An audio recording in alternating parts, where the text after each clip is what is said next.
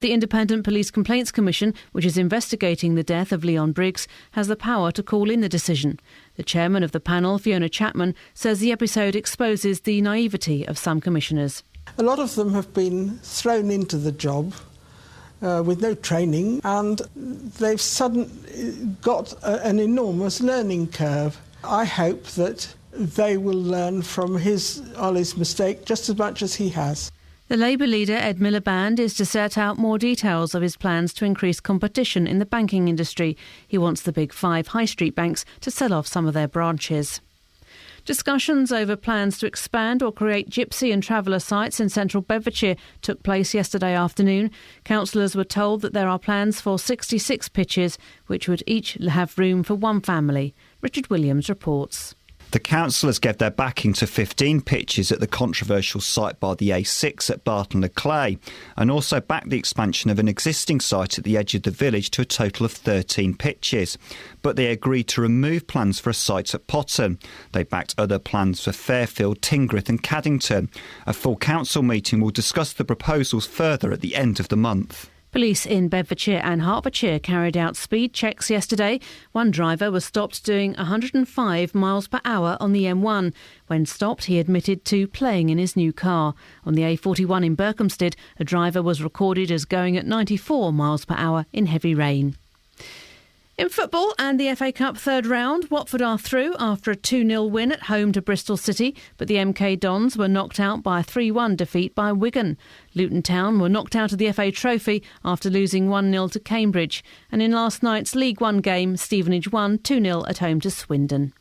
The weather, mist and patchy rain will clear to leave a largely cloudy day with some brighter intervals this afternoon, temperatures up to 10 Celsius. And get the latest news and sport online at bbc.co.uk/3counties.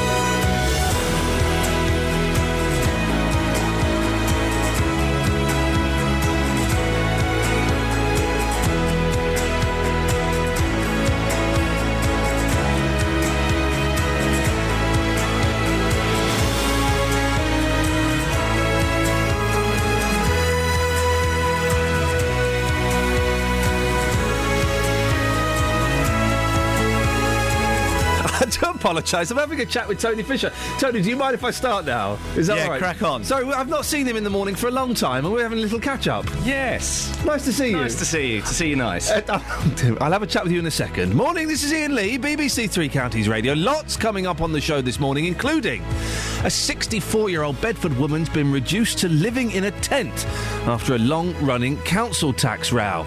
Well, Marilyn Robinson-White and her daughter were on benefit, so they assumed they were wrong. They assumed they were exempt. Why are you laughing? Tony! Shall I do it again?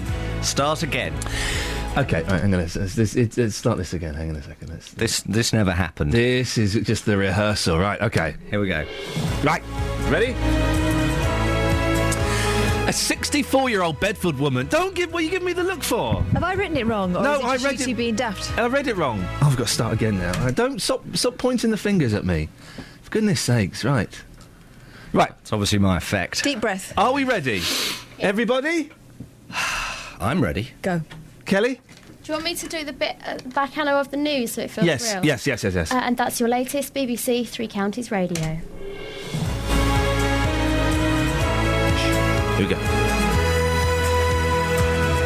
A 64-year-old woman's been reduced to living in a tent after a long-running council tax row. Marilyn Robinson-White and her daughter were on benefits, so assumed they were exempt. When their bill arrived, they thought it was a clerical error. They thought wrong. 1 down, 2 to go. Bedfordshire's Crime Commissioner Ollie Martins is in hot water after admitting leaking information about the custody death of a Luton man to a member of the Home Office. He's been given a written reprimand and says he's considered resigning. Well, he's coming in later on. One more. And a couple are being taken to court for taking their kids out of school to go on holiday. Now, I know it's more expensive to get away once school's out, but is that just tough? Or is there a problem? I don't see a problem necessarily with taking your kids out during school holiday. Facebook.com/BBC3CR. Send me a text, 81333. Start your text 3CR. Or give me a call, 08459 455 555. Woo! Yes! No, you got it wrong. We got it! You got it wrong. Is What? BBC Three Counties Radio. You said you don't see there's anything wrong with taking your kids out during the school holiday. No, I didn't say that. did say that. No, I didn't say I've got that. the tape. I did not say that. What you'd written here, my opinion was that it's unacceptable to take them out during the school holiday. No, I asked a question. No, you didn't. Well, you did. You can take your school kids on holiday During the school holidays. holidays, that's fine. That's fine. That's okay. Do you want to start again? Flipping heck, it's God blimey. Okay. I'm going to have to back Catherine up here. You better listen to the tape back after this show. Yeah, you're going to be embarrassed. A 64-year-old Bedford woman.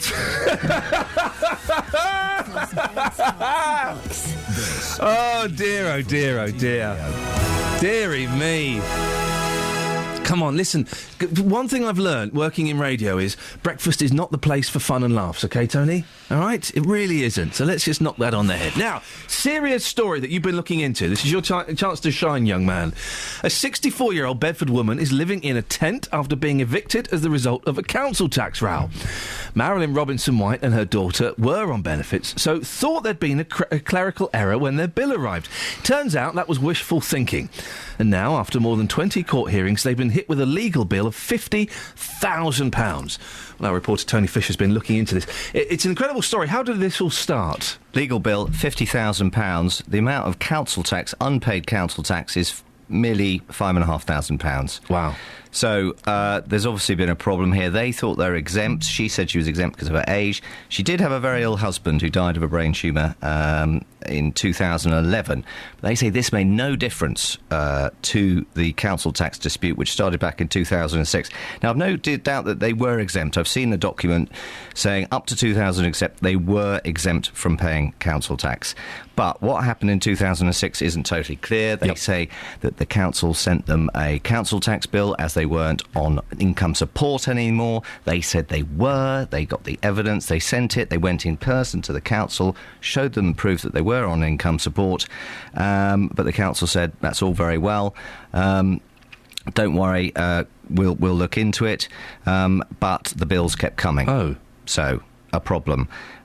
This is Sarah Louise Robinson. This is the daughter of Marilyn, and this is, in her words, how it all started. Well, it was just a simple error where they cancelled the maximum council tax benefit, and their reason on the document says, reason for billing, income support stopped.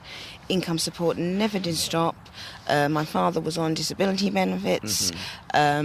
And then in addition to that, subsequent to the error, we immediately obtained a letter from the Department of Works and Pensions and forwarded it to Bedford Borough Council that confirmed in writing income support had not stopped and did not cease, but they still failed to amend the error. So the dispute seems to centre around whether they supplied all the correct documentation. That is essentially it. They insist they did. The council say they didn't. That is really what it comes down to. They told me that they said that the mayor told them a form wasn't filled in properly. He told them that they say they hadn't applied the appropriate application form for the council tax benefit. As I say, they insist they did. They say they have got the proof. They uncovered the proof from the Borough Council under a data protection request. And I've seen that form, but whether that form is the whole truth or whether they didn't supply the additional paperwork, it's not clear. Anyway, this is again Sarah, the daughter, saying they did complete the form and they did have the proof. We said we did complete it. They kept saying, no, you didn't. So in the end, and a request was made. You told me you brought it round. Exactly, I've got it in front. I've got the copy in front of us. Exactly. And the actual form was actually disclosed to us from Bedford Borough Council under a data protection request. And the judge pointed that out as well. But, So, he so the said proof he had in it- discretion. So you've delivered the proof to say that you're still receiving, you were still entitled to income support, Exactly. and therefore you were exempt from paying council tax. And you supplied that proof to the council. Yes. They seem to have lost it, in inverted commas, but you've managed to obtain it under a data protection. Yeah. Yes. But Bedford Borough, and I said they lost it in inverted commas. Well, I'll clarify that. Bedford Borough Council say they didn't supply all the right documentation. As I say, perhaps they supplied the right document, but not the proof with it. There's 23 court hearings. We've had 3 High Court hearings. They've consistently sided with the council. Now, most normal people would have paid the unpaid council tax, but not them. I mean, this is like a long-running stalemate. Why have they ended up bankrupt? Well, basically, in order for the council to get the unpaid council tax back, they had to issue a bankruptcy order. That was the only way they could do it, to get the £5,000. As for the £50,000, that's legal costs. There's further monies due to the trustee in bankruptcy, other people. They say that could be up to £80,000 as a result of just £5,000 worth of unpaid council tax. There is an issue, and the council have admitted they were at fault in that they mixed up the daughter's national insurance number with the mother's, so that didn't help matters. Yep. And they say that is partly the reason why they've been made bankrupt, because obviously the daughter's national insurance number doesn't concur with the mother's, who is on benefits or was on benefits and was receiving pension credit. And if you are on benefits, in theory, they say you can't be made bankrupt. But anyway, it's all ended up with them at the bottom of their garden. They're relying on neighbours' help for hot water, food, that sort of thing. The neighbours have bought them a tent. Without that, they'd have no shelter at all. It's been raining overnight. She's a 64-year-old woman. Daughter's in her 30s. She's been on job seekers allowance. It's not a good situation for anyone to be in, and the irony of it is that the council are just going to have to find them somewhere else to live, and that's going to end up costing the state even more money. And this is their message to the council. I'd like to say that nothing's ever too late. I just want to go back into my home. Just go back into my home. I can't think of anything to say. It's not mentally survivable what's happened here. We're sitting on our allotment looking at our house. It's just a fraction from the back gate. I don't know if you have anything. Well, I just reiterate that. I'm in shock, and so am I, yeah. Sitting here, it's absolutely unbelievable. Yeah. Looking at our beautiful home. Yeah. Oh, I'm just lost for words. I can see the council have sent a very long statement. Can you summarise it, Tony? What are they saying? Basically, they say that they've been backed up by the courts, the High Courts. The council tax, as I say, was £5,500, dates back to 2006, as I've been saying. And they're wrong, and they've had to take them to court. They've been made bankruptcy. Their house has been taken out of their hands. They've got to sell their possessions. But the council say they've tried to help them. Yep. They don't want to see them in this situation. On numerous occasions, they say they've offered advice to them. They've chosen not to accept the advice. This has led to the current circumstances, and housing officers still trying to offer help and advice, and they're not taking it. Intransigent would be a mild way of putting their situation, their predicament. Tony Fisher, thank you very much for that, and for just your general ambience that you bring to the studio. It's much appreciated. Thank you. 08459 455 555 is the telephone number. If you want to give us a call on that, you can also go to facebook.com/BBC3CR, or you can send me a text 81333. Start your text 3CR. We'll be talking later on in the show about this family. The couple were fined for taking their children on holiday during the school term. There, we've got it right at last. I don't see anything particularly wrong with that. I sometimes think that going abroad on a holiday, you're going to learn more from that than a week at school, aren't you? Catherine? What, Magaluf? Where are you taking them? Well, I don't know. How old are these? Kavos. Sorry? They're going to Kavos. Kavos. Kavos is a very exciting... No, they've gone to Rhodes. Rhodes, a Greek island. Fantastic. The culture, the food, the wonderful weather, all of those things. He's 13 years old. One of them's 6, one of them's 13, one of them's... 13, is that GCSE years? Well... Catherine, if I don't make up for it afterwards, that'll be all right. I don't think it teaches kids the right things about their responsibilities. The battle lines have been drawn, dear listener. I think it's kind of all right to take your kids out of school for a week or two. Catherine Boyle vehemently disagrees. Kelly Betts is raising her hand. Kelly Betts. Also, as a child, if you are taken on holiday out of school, whatever, you're without kids. That literally makes no sense. Anybody? 08459 455 555. Anybody? No, you've had your chance. Travel news for beds, cards and bugs. BBC Three Counties Radio.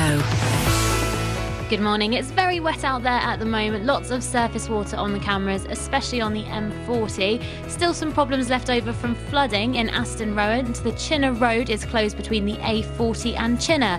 This is Alice Glossop, BBC Three Counties Radio. Alice, thank you. Kelly thinks she's got it now. What were you trying to say? What I mean is, as a child, and when you're not when you're out of school, when you're on holiday. OK, thank you very much indeed. Not a clue.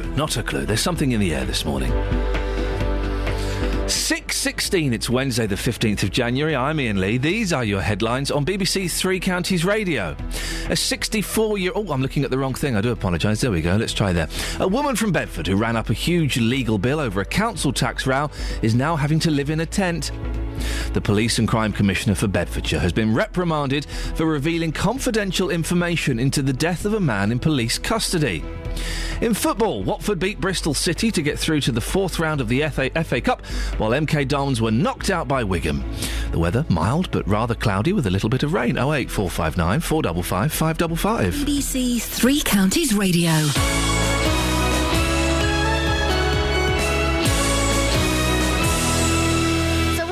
To say is, as a child, if you're off school during the Roberto Perrone. We'll talk about your partner's annoying habits. This after a woman filed for divorce after just 1 week. I know I snore and I snore badly, but I can't help it. Roberto Perrone. It's Friday. Why am I even bothering to go to work today? You've got to. You never know when a donor board suddenly appears in front of you and you've got to dive in. You need a lot of love, a bit of patience to keep a relationship going. Sometimes you have to turn a blind eye. Roberto Perrone. Weekdays from 3 on BBC Three Counties Radio.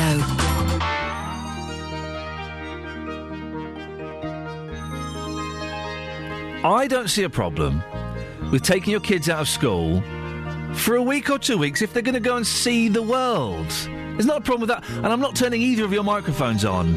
A, because Catherine... I feel so sorry for your husband. A, because Catherine's going to talk nonsense. And B, because Kelly Betts is going to talk nonsense. I'm the only one talking sense today. That's a worrying start. 08459 455.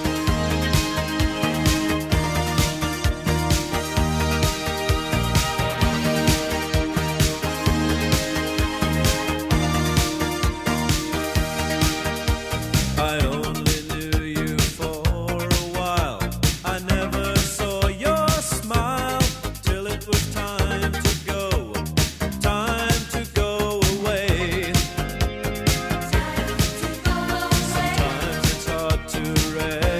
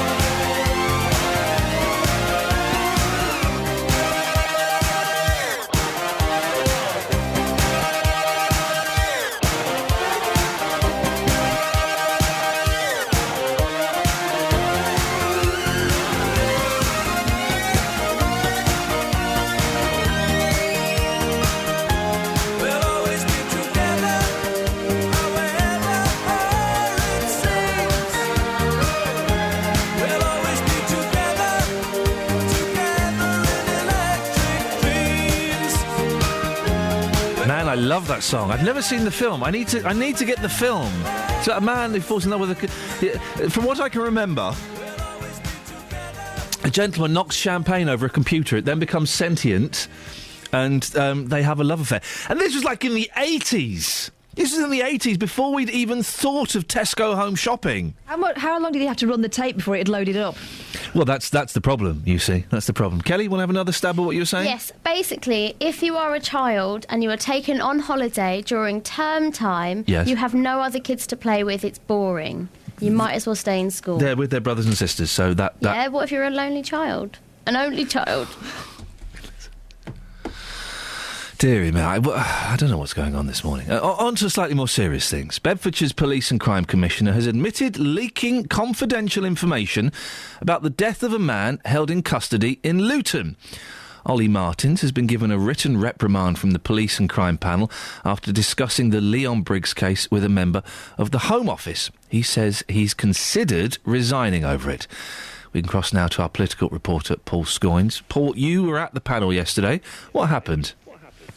Well, Iain, the meeting was held in private. The panel said they did that because of the sort of sensitive nature of some of the information they were discussing.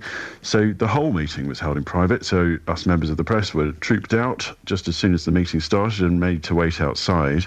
And shortly after that, the Commissioner left, and it was about 20 minutes that he gave evidence to the committee.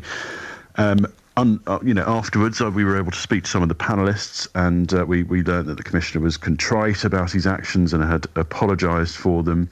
We were also told as well that he had considered his position, not in the meeting though, that had been not sort of really discussed, and the panel hadn't called for him to resign. But what the panel was angry and disappointed by that decision to leak that information to a friend at the Home Office, who then told somebody else. So it was really the sort of case that it was passed on to a number of people, and then the police got wind of it, Bedfordshire Police got wind of it, and considered the matter important enough to refer that to the Independent Police Complaints Commission. But a slight confusion, Iain, insofar that the IPCC, who are themselves investigating the Leon Briggs death said, well, thanks for the information. We can't officially investigate it until it comes from the panel. There's a protocol, we've got to do things the right way.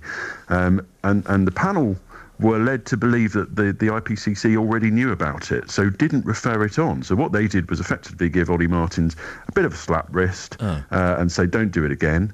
And there was a bit of sort of toing and froing after I called the IPCC and said, well, have you been officially notified? And the IPCC said, no, we haven't. We're waiting the results of this, this panel meeting. And the panel meeting had said, well, the IPCC are already aware of it. So there was some slight confusion about whether or not, they were actually officially told. I spoke to the chairman of the Police and Crime Panel, which of course is the body which oversees and sort of holds the PCC to account. That's Fiona Chapman. And she began to tell me why Ollie Martins was appearing in front of the panel. We have kept in touch with them and in communication with them all along, and they know what we are doing. And we will tell them what we have done. We've spoken to the IPCC, and they tell us that they cannot receive a complaint about a police commissioner from the police. It has to come from the panel, and as a result of that, they are waiting on the results of today's panel meeting to see what happens next. So they, as far as they're concerned, haven't been notified or referred, about this case officially. I think we wanted to deal with this ourselves first. And why do it behind closed doors then? If there's no open way of looking at this, there's no independence, do you not worry that there's a degree of this being decided behind the scenes? No, I don't think so.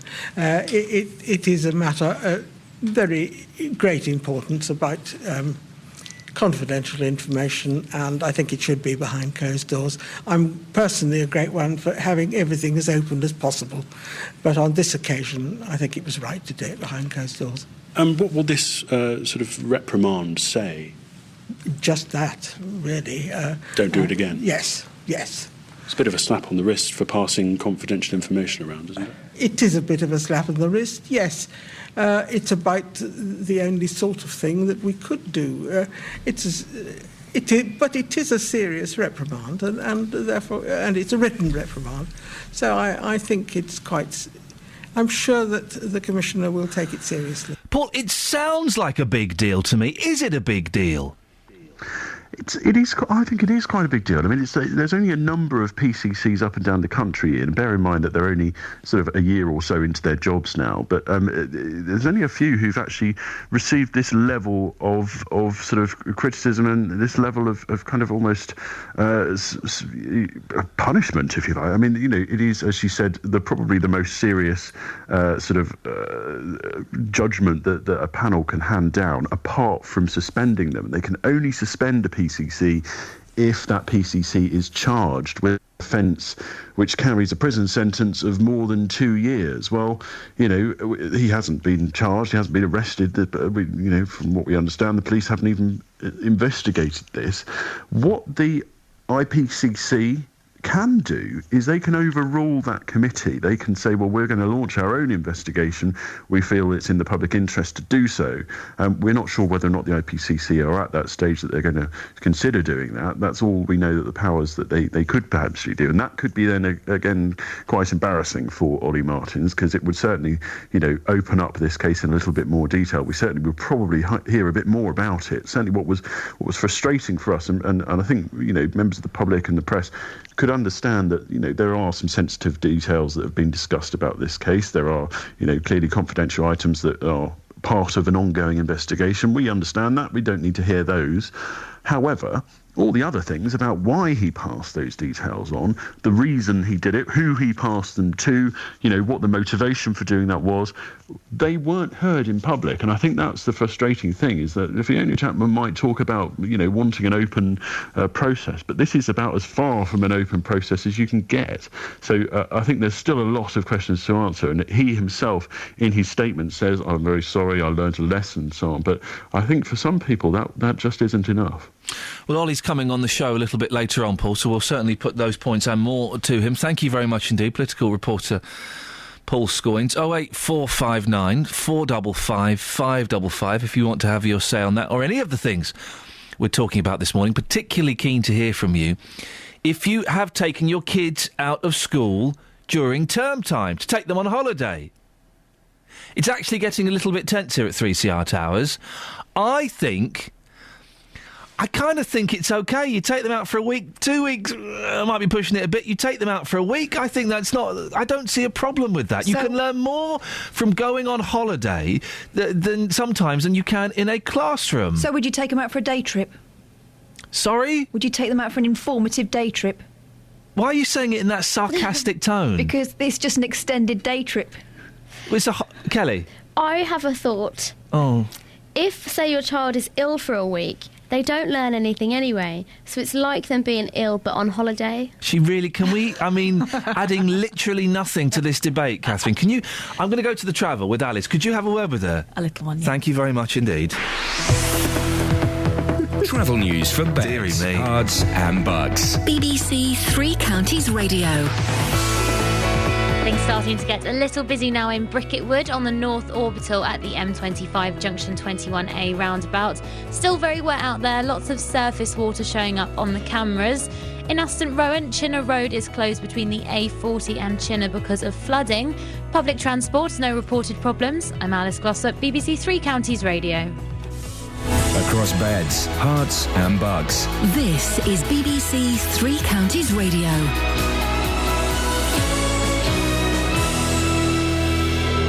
It's 6:30, I'm Jane Killick. A 64-year-old woman from Bedford is having to live in a tent after being evicted from her home because of a long-running row over her council tax bill.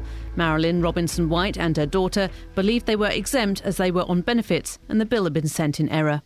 Bedfordshire's Police and Crime Commissioner could face further sanctions after he admitted giving away confidential information about a death in custody in Luton. The county's Police and Crime panel gave Ollie Martins a written reprimand.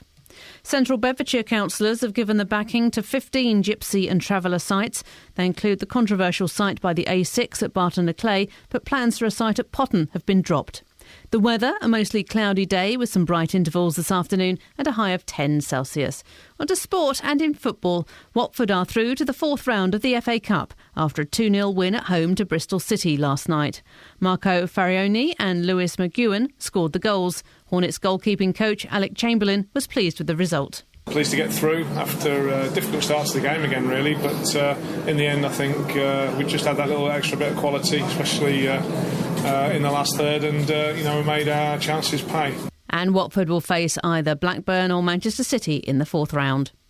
Milton Keynes Dons were knocked out of the third round of the FA Cup after losing 3-1 at home to Wigan after extra time. But the shock in the FA Cup last night was non-league side Kidderminster getting through to the fourth round by beating League One side Peterborough 3-2. The win means they will play at Premier League side Sunderland next. In League One, Stevenage won 2-0 at home to Swindon. Lucas Atkins and Felipe Moraes scored the goals. The Borough manager, Graham Westley, was delighted with the much-needed 3 points and clean sheet. Yeah, we worked hard tonight. I think you could see a response from the side. We're bottom of the league going into the game. We're written off by everybody. Odds are stacked against us. But you know what we're all about. We're not about laying down, and I'm sure we won't. And Luton Town were knocked out of the FA Trophy second round last night after losing 1-0 at home to Cambridge. BBC Three Counties News and Sport. I'll be back with a full bulletin at 7. Call 08459 455 555. BBC Three Counties Radio. Stupid thing for a football player to say, well, you know what we're like, we're not all about lying down. No, you're not. You're about running around playing football, hopefully. And why do you keep lowering your chair? You've done it twice since you've been in this studio with me. It's not low enough, clearly. It doesn't go any lower. Why are you doing that? Are you trying to play, is it like that film Secretary? Are you trying to play power games or something? No, surely I'll be doing this. But you like... Anyway. But I like this. Stop it. It's putting... Now, listen, seriously, I'm getting annoyed with you this morning because normally you quite often speak sense. Mm-hmm. Today, you're not. You're speaking rubbish. There is nothing wrong. We'll address the details of this story in a bit. There is nothing wrong with taking your children out of school for a week, 2 weeks. It's debatable. A week, definitely, not a problem. And taking them on holiday. In term time. Yeah, exactly. Right. That's why it's called term time. It's a week. It's a term. It's a sentence. You should be serving your time. It's a week of what, 12, 13 years? For goodness sakes, they're going to go and see a bit of the world, or they're going to go and see a little bit of Bognor. Whatever. They're going to learn more. They're going to get life experience. But they're also learning that mum and dad don't really think school's that important. Not as important as sitting around in your pants for a week. No, they're not. They're not. They're going to see things. They're learning. Crocodile Club. Ooh, who's going to follow me? Education. Let's do the chocolate dance. I nearly swore then. I nearly said you're being a... But you are. It's education. It's not just about what you can get from books and what it's about self-discipline and turning up and knowing your responsibilities. 08459 455 555 is the telephone number. You know I'm speaking sense on this. Taking your kids out for a week, 2 weeks from term time, not a problem at all. Odd day to Alton Towers, a bit cheaper, isn't it? Although there is an argument, you could end up like this. Hello? You see, that is the possible problem.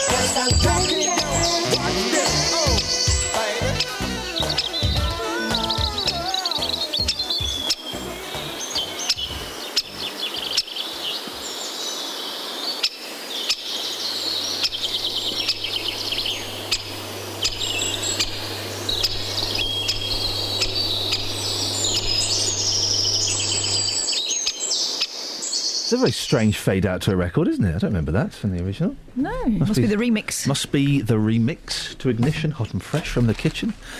Morning, Justin. Good morning, boss. So listen, do you have a problem with parents taking their kids out of school for a week or 2 weeks? Absolutely not. Tell me why. When I was younger, I was taken out of school for a week. I went to Florida. I experienced the world. It was absolutely fantastic. Disney World? Yes, it was. Not just Disney World, but I experienced the culture of a different country, and still to this day, I talk about America. Disney World is technically not a country.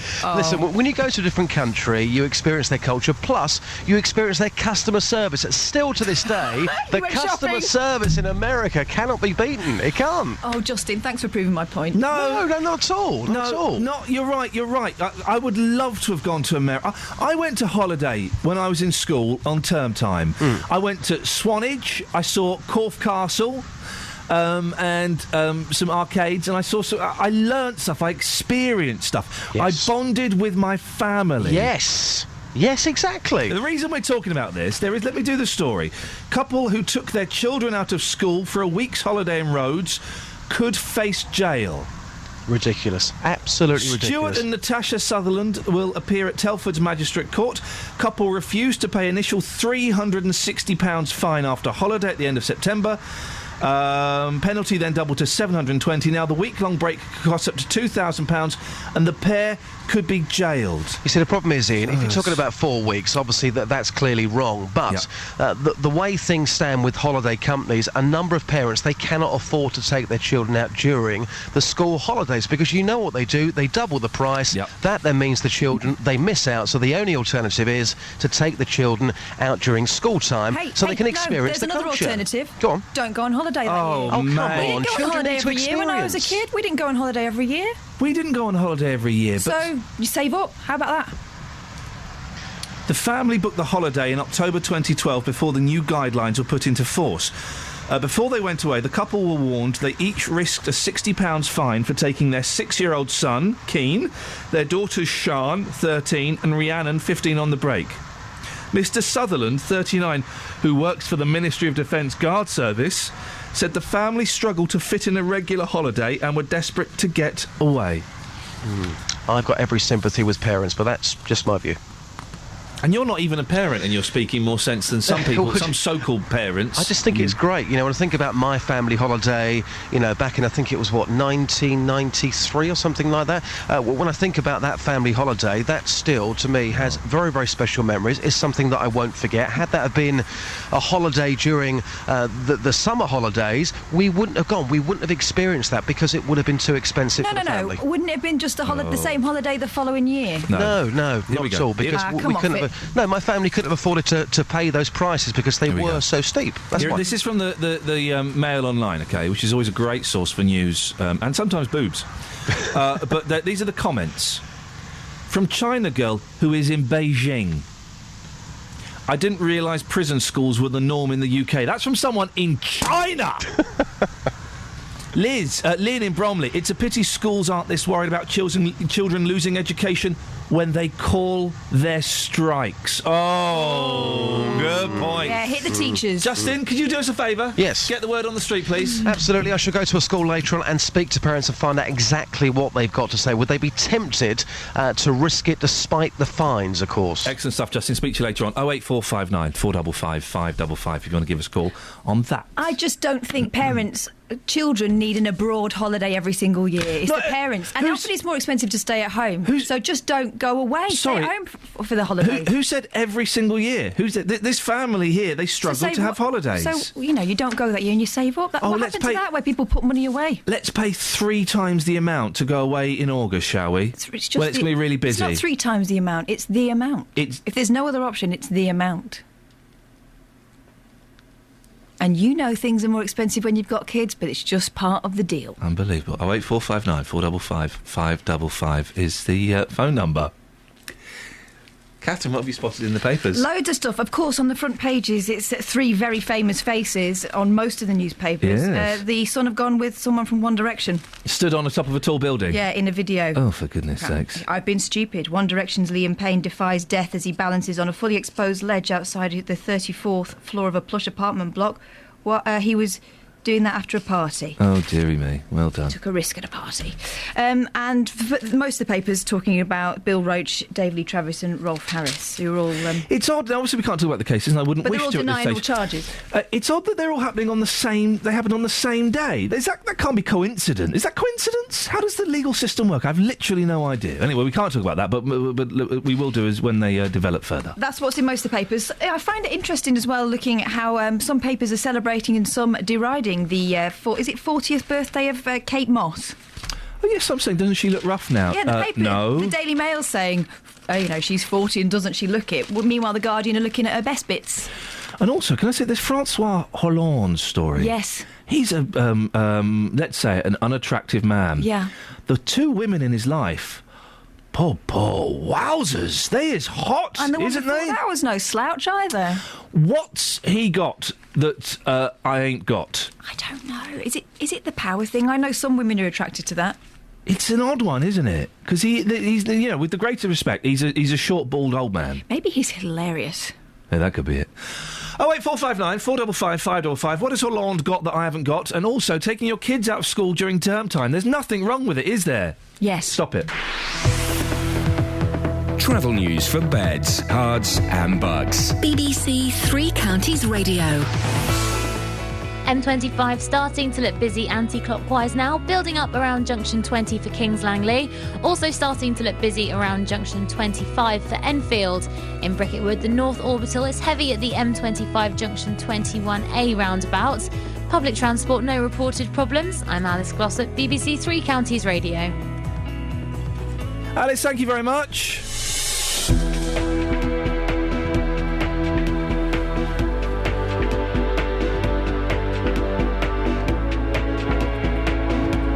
Right, 6:46. It's Wednesday the 15th of January. I'm Iain Lee. These are your headlines on BBC Three Counties Radio.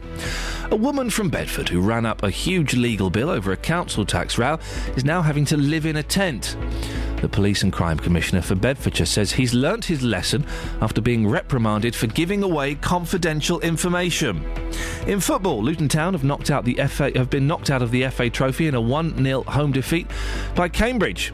Coming up, we'll be taking your calls on whether it's acceptable to take your kids out of school during term time. 08459 455 555. Before that, though, let's get the weather. Here's Kate Kinsella. Beds, Herts and Bucks weather. BBC Three Counties Radio. Good morning. Well, it's a rather misty and murky start to the day, particularly in parts of Hertfordshire and Buckinghamshire. There's a bit of mist, actually, everywhere you go, but it's just a little bit thicker out towards the Chilterns. So if you are heading in, extra care needed on the roads. However, it's not going to stay around all day. The drizzle, unfortunately, is. Outbreaks of rain will continue and accompanied by a bit of a breeze as well. But every cloud has a silver lining. Because of all this mist and the murk, it's actually going to feel a little bit milder than it has done. The temperature we could see getting up to around 10, maybe 11 Celsius later on this afternoon. The rain continues overnight, perhaps a little more persistent, some heavier bursts in there as well, but it keeps things again in single figures, so frost free overnight tonight, the minimum down to around 6 or 7 Celsius. For tomorrow, the rain turns a little more showery, 1 or 2 sharp ones mixed in. Again, a gusty breeze associated with those showers, but temperatures should stay in double figures with a maximum of 11 Celsius. That's your forecast. Every weekday morning from 9, The JVS Show. Well, whose fault is it that there are so many fat people in this country? It's a horrible word. Jonathan Vernon Smith. But why do you want to kind of tiptoe around the issue? People are people. People aren't fat just because they're big. Tackling your consumer problems. Over the last few months, I've been palmed off every few days. There are some absolute rogues out there in the car industry. Tim, I'm going to send Wayne in to you. Let's get some detail and we'll get this sorted out. The JVS Show, weekdays from 9, BBC Three Counties Radio. Nick's in Luton. Morning, Nick. Hello there, Ian. Nick, what would you like to say? Well, firstly, it'd be nice. First time I've ever talked to you. And it's nice to talk to you. It must be. I remember when you were a comedian. What? That was a long time ago. I don't call myself a comedian now because the pressure. If you just say you're like a broadcaster or a man, there's less pressure on you. If you say you're a comedian, people are kind of crossing their arms, going, "Go on then, say something funny." Forget that. I'm 40, too old for that nonsense. Right, and now you've got to be satirical and clever as well. Yes. What? Yeah. Anyway, apart from damning me with faint praise, what have you called in for, Nick? Well, what I'm saying is about all these things about this bureaucracy. We've got this secretive business about the You nearly said Ollie Murs. Ollie Martins, the police and crime commissioner, who's had his wrists... Ollie Murs is another comedian. Yes, who's had his wrists slapped for revealing confidential information about a case. Yeah, and also this business about the woman in the tent. Yes. I mean... How are you going to weave these two together? Ridiculous to me. Yes. Where this could have all been stopped, surely. Which one? Well, both of them. Yes? But how? Both of them. I mean, well, the woman in the tent, surely that could have been stopped ages ago. Yes. And now she's in this position, and all these, Bedford Borough Council. Right. I mean, why can't they just reverse a decision? I mean, they've got the power, they've got the bureaucracy, they've got the money, the clout. Well, but they're saying that she owes them the money. They're saying that she hasn't presented them with the right documents to prove she's exempt, and she owes them the money. Why should they back down? Yeah, because you just can't kick someone out on the street like that, sure. No, but if people owe you money, then I guess you can. Not that sort. Yeah, but I mean, it didn't start off that sort of money, did it? I mean, I had a situation years ago when somebody said I was living in a flat, and somebody said that I wasn't living there, all right, because I went away to deal with a family crisis for 3 weeks. Yes. And suddenly, I get a bill, and I lost the flat because somebody said I wasn't living there. I mean, it was so ridiculous. What do you mean suddenly you got a bill and then you lost the flat? Because I was on social security benefits at the time. Right. And somebody said to me, they told me that somebody came round from social security. So what bill did you get sent? I got a bill sent for the council tax. Right, which you should have paid, shouldn't you? Which had been paid. But because I was not living there for 3 weeks, because I went off to deal with a family crisis, yes, somebody actually reported the fact that I wasn't living in the flat anymore. Well, that's just crazy. I lost the flat. But this woman, surely this woman should have just paid up, shouldn't she? Well, how much was it in the first place? I think it was $5,000. $5,000? Could you have afforded $5,000 in the first place? Why couldn't they come to some arrangement, £50 a fortnight or whatever? A lot of the cost is the legal bills that she's run up. Well, 20 court hearings. This is always the trouble, isn't it? The legal bills. Isn't it just? Nick, final question, because you sound like a very wise man. It's okay to take kids out of school during term time, isn't it, for holidays? Well, I think so. There you go. It never did you any harm, did it, Nicholas? Well, I had holidays. I've got a 14-year-old son, and he would love to go on a holiday out of school time. Then you have my permission to take him, Nicholas. You have my permission. Here's them monkeys. They're crazy. Take the last train to Pottsville and I'll meet you at the station. You can be here by 4:30, 'cause I've made your reservation. Don't be slow. No. 'Cause I'm leaving in the morning and I must see you again. We'll have one more night together till the morning brings my train and I must go. No.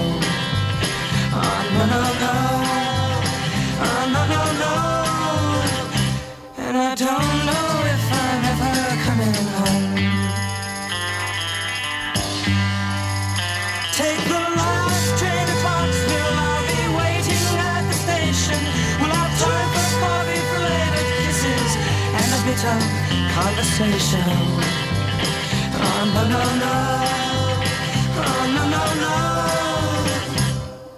Take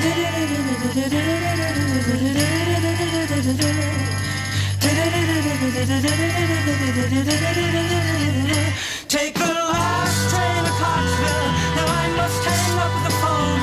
I can't hear you in this noisy railroad station.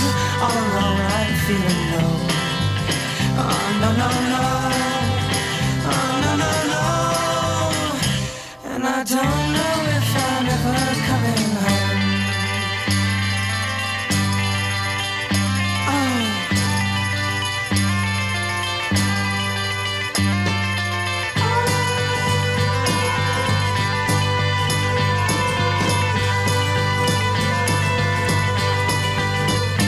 Take the last train to Clarksville and I'll meet you at the station. You can be here by 4:30, 'cause I've made your reservation. Don't be slow. Oh, no, no, no. Oh, no, no, no. And I don't know if I'm ever coming home. Take the last train to Clarksville.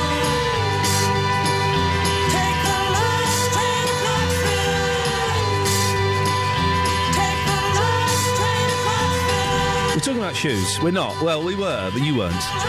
Here's what I don't get, right? When I go to the cobblers, and this is an interesting fact, that a significant percentage of the staff who work in Timpson's, the cobblers, are criminals, ex-cons. I heard a really interesting, not documentary. Where did you get that fact from? From the head of Timpson's. Oh, right. Okay. So we're not in any legal quagmire here. It's a fact. And also, Timpson's doesn't have a head office. Isn't that interesting? No, that's really not interesting. It is interesting. The fact they're ex-cons, that's interesting. Bit. It's one of the biggest employers of ex-convicts in this country, Timpson's. Oh, dear.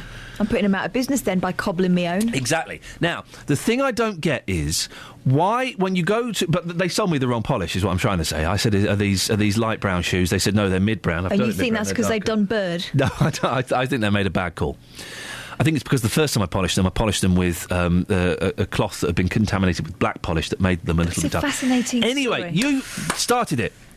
What I don't get is, and if anybody can answer this, 08459 455 555, what is the connection between fixing shoes, rehealing shoes, and cutting keys? Why would a cobbler also be good at cutting keys? It's because people who wear shoes also have keys. No, they probably do. That's correct. But you're missing the point. Why would someone who is skilled at fixing shoes also be skilled at cutting keys? Because if you need keys, you've probably got shoes. What is not getting through? What I'm. Okay, we know that. Forget the customer. Talking about the cobbler. All right. Why? And if you are a cobbler, do give me a call on this.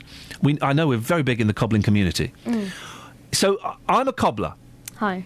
And I'm really good at fixing shoes. Yeah. So why would I be good at fixing keys and cutting keys? Same thing. No. They're completely different skills. Completely different skills. What is the connection? Same machine. Sorry? Do they use the same? No, one uses a key cutter, one uses a hammer. 08459 455 555. I think this may be an old Harry Hill routine as well. It's ringing a bell in the back of my head. But I was the other day when I was buying polish, couldn't work it out. Why keys and shoes? How is that connection? How has that ever been made? Where a cobbler's gone, you know, we're doing really well at cobbling. If only there was another outlet for my skills, I could cut keys. Because it's not the same skill set at all, is it? 08459 455 555 is the telephone number if you want to give us a call. Look, there you go. You see, that's the thing that sends the phone line mental, isn't it? That's the thing that's got people ringing in. You can give us a call on that. Well, after 7, we'll be taking your calls as well about, is it ever acceptable to take your kids out of school during term time? I think it is. There are, as a family, they could possibly go to prison. It's unlikely they will. They'll just get a big fine. But they took their kids out of school during term time for a week in Rhodes. Oh, magnificent. Beautiful beaches, crystal clear water, wonderful food, fantastic Greek culture. Well, now they're faced with a £2,000 fine and possibly a jail sentence. That's not right, is it? I strongly believe you can learn just as much, if not more, from experiencing foreign life and foreign culture than you can from being in school for a week. 0845... What are you doing? The Macarena, which is what most people will be doing. Dearie me. 08459 455 555. Travel news for beds, cards and bugs. BBC Three Counties Radio. On the A1M southbound, speed sensors looking slow at junction 7 for Stevenage.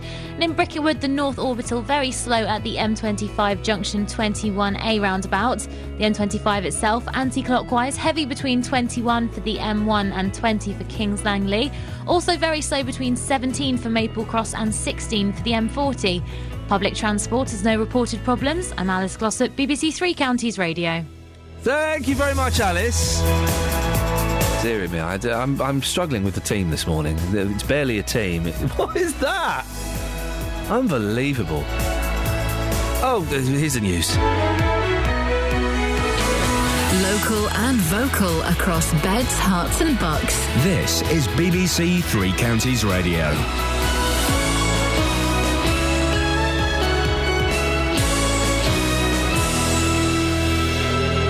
It's 7 o'clock. I'm Jane Killick. The headlines. Bedford pensioner living in a tent after a row over council tax. Councillors back controversial traveller's site in Bedfordshire, and driver caught speeding on the M1 says he was playing in his new car. BBC Three Counties Radio. A 64-year-old woman from Bedford is having to live in a tent after being evicted from her home because of a long-running row over her council tax bill. Marilyn Robinson-White and her daughter believed they were exempt and the bill had been sent in error. But over 20 court proceedings later, they now face a £50,000 legal bill and an uncertain future. They insist Bedford Borough Council is at fault. Well, it was just a simple error where they cancelled the maximum council tax benefit and their reason on the document says reason for billing income support stopped. Income support never did stop, but they still failed to amend the error.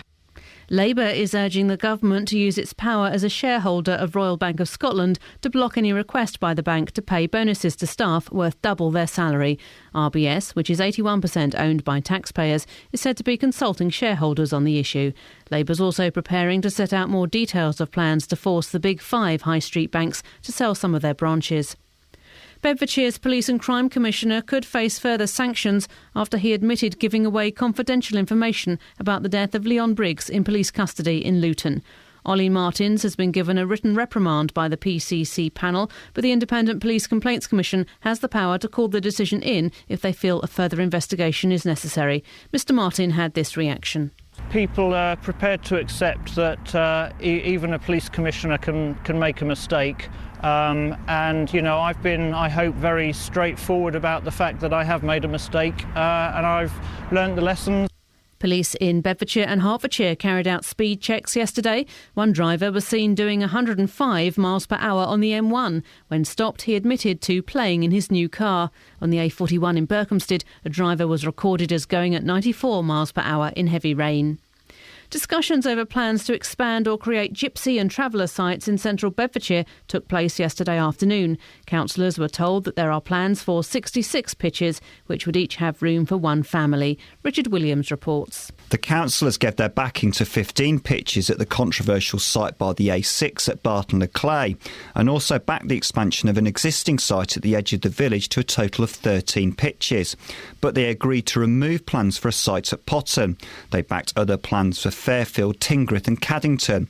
A full council meeting will discuss the proposals further at the end of the month. On to football, and in the FA Cup third round, Watford are through after a 2-0 win at home to Bristol City, but the MK Dons were knocked out by a 3-1 defeat by Wigan. Luton Town were knocked out of the FA Trophy after losing 1-0 to Cambridge, and in last night's League One game, Stevenage won 2-0 at home to Swindon. The weather, mist and patchy rain will clear to leave a largely cloudy day with some brighter intervals this afternoon. Temperatures up to 10 Celsius. And get the latest news and sport online at bbc.co.uk/Three Counties.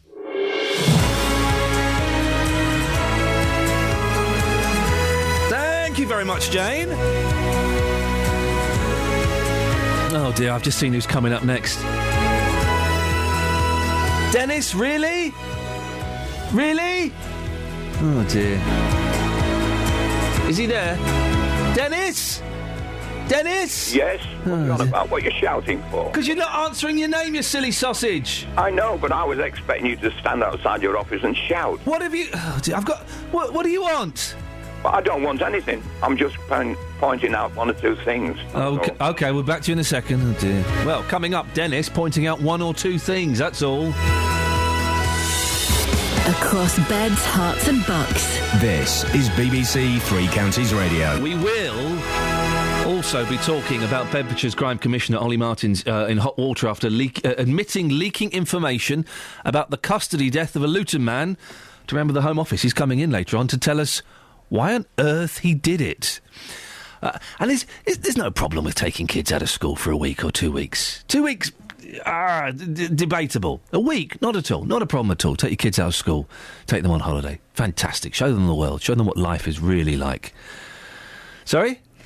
You're wrong. 08459 455 555. Dennis! Good morning. Good morning, Vietnam! Are you starting to come around a little bit now? Sorry? Right. You sound as though you're going mad, but that's beside the point. That's beside the point. There's something in the air this morning. I know there is, yes. Right, fair enough. You're talking about these people at Timpson's, right, employing a lot of ex-cons. Now, that's admirable. Yes, this is Timpson's, the cobblers. Yes, they employ a lot of ex-convicts. Wonderful, well done them. But I think it's very bad PA, because... PA? Public announcement? Yes, no, announcing this to the public, right? It's very bad publicity for them. Why? Because they then employ them doing shoes, that's fine, and then they do the key business. Oh, no, Dennis. Now, listen to me, don't go off at the side. What is the worst thing that could happen? You take your shoes in there and they say, oh, yes, it'll be ready in a week. Give us your telephone number, we'll give you a ring. They take your key, or we want like a key cut. So now they've got keys to your house.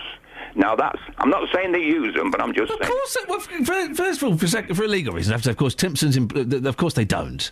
Well, no, and secondly, isn't it wonderful, Dennis, that this... And I didn't know this about Timpson's, and I use it a little bit, but now it's my cobblers of choice. Others are available. Because I think it's great that there is a business that is prepared to trust and train people who might have got off to a bad start and give them a job and leave them in charge of a till and leave them in charge of shoes, for goodness... not shoes, keys, for goodness sakes. I think it's wonderful. It's bad publicity for them. No, it's great publicity for them. No, because a lot of people say, oh, I'm not having my keys cut there because they're ex-cons. It's very nice, honestly. It's only you saying it. No, I'm not. I say it's good publicity to say, yes, we employ these people, but not to make keys as well. I'm not Dennis, you're old-fashioned old fudge, for goodness sakes. It's great. All right, it's great. I think what they're doing is great, but I think it's bad publicity to put it about that they're doing it because the key business then stinks again. Here we go. This is John Timpson, right? The guy that runs it. Yes. I knew Timpson's when they were just a shoe shop. I have read that Timpson employs more prison leavers than any other company in the UK. Yes. And that you select them on their personalities. Yes. This sounds admirable, but rather risky. His answer, John Timpson's answer. Our involvement with ex-offenders started 9 years ago when my son James... I'm just trying to find out how many.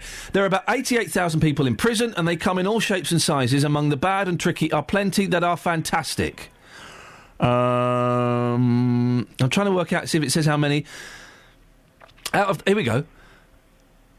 Out of the 300 men and women who have joined us over the last 4 years, we only know of 7 who've reoffended. Fantastic. Fantastic. I agree with you. Wonderful. It's very admirable that what they're doing, but I'm just saying it's bad publicity. Some recruits from other prisons started working in our shops while still serving their sentence. They were on day release and they went and worked in Timpson's. Well done, John Timpson. You're a beacon, an example to all of us that we should all follow.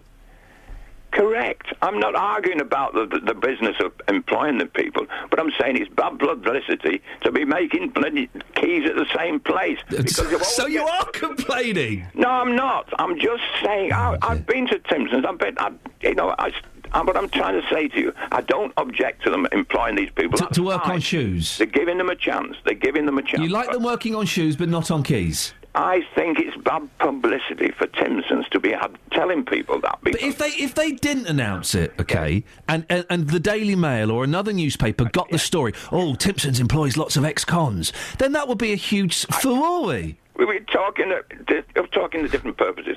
I agree with... Yeah, I'm talking sense and you're talking nonsense. No, you're not talking sense because you're not listening to what I'm saying to you.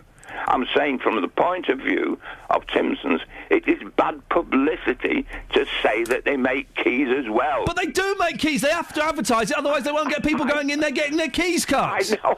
You're really testing my patience today, Dennis. Hang on a minute. Just quieten down. I've got a guest coming up next. Take a pill and a cup of tea. All right. And I'm trying to say to you, I agree totally that Timson's are doing a damn good job. But from the point of view of the general public... That's the cup of tea. Right, they've had a cup of tea. Yep. Now then... Quick, you've got 20 seconds. I'm going to get to my next guest. Okay, I'm just saying it's bad publicity for Timson's to have... Okay, thank you very much, Iain. We got that. I disagree. I think it's great publicity. Well, I was so amazed when I heard this on Radio 4 a couple of months ago. What do you think? 08459 455 555. Would you be slightly reluctant to have ex-cons cutting your keys? And I don't think they take your address these days. I think they just take a phone number. I don't think they do. Thank you very much indeed, Dennis. Always a pleasure. Now, a row over a council tax bill has left a 64-year-old Bedford woman living in a tent. Marilyn Robinson-White and her daughter assumed they were exempt as they were on benefits. So when a bill arrived, they dismissed it as a clerical error. 23 court hearings and a £50,000 legal bill later, they've been evicted.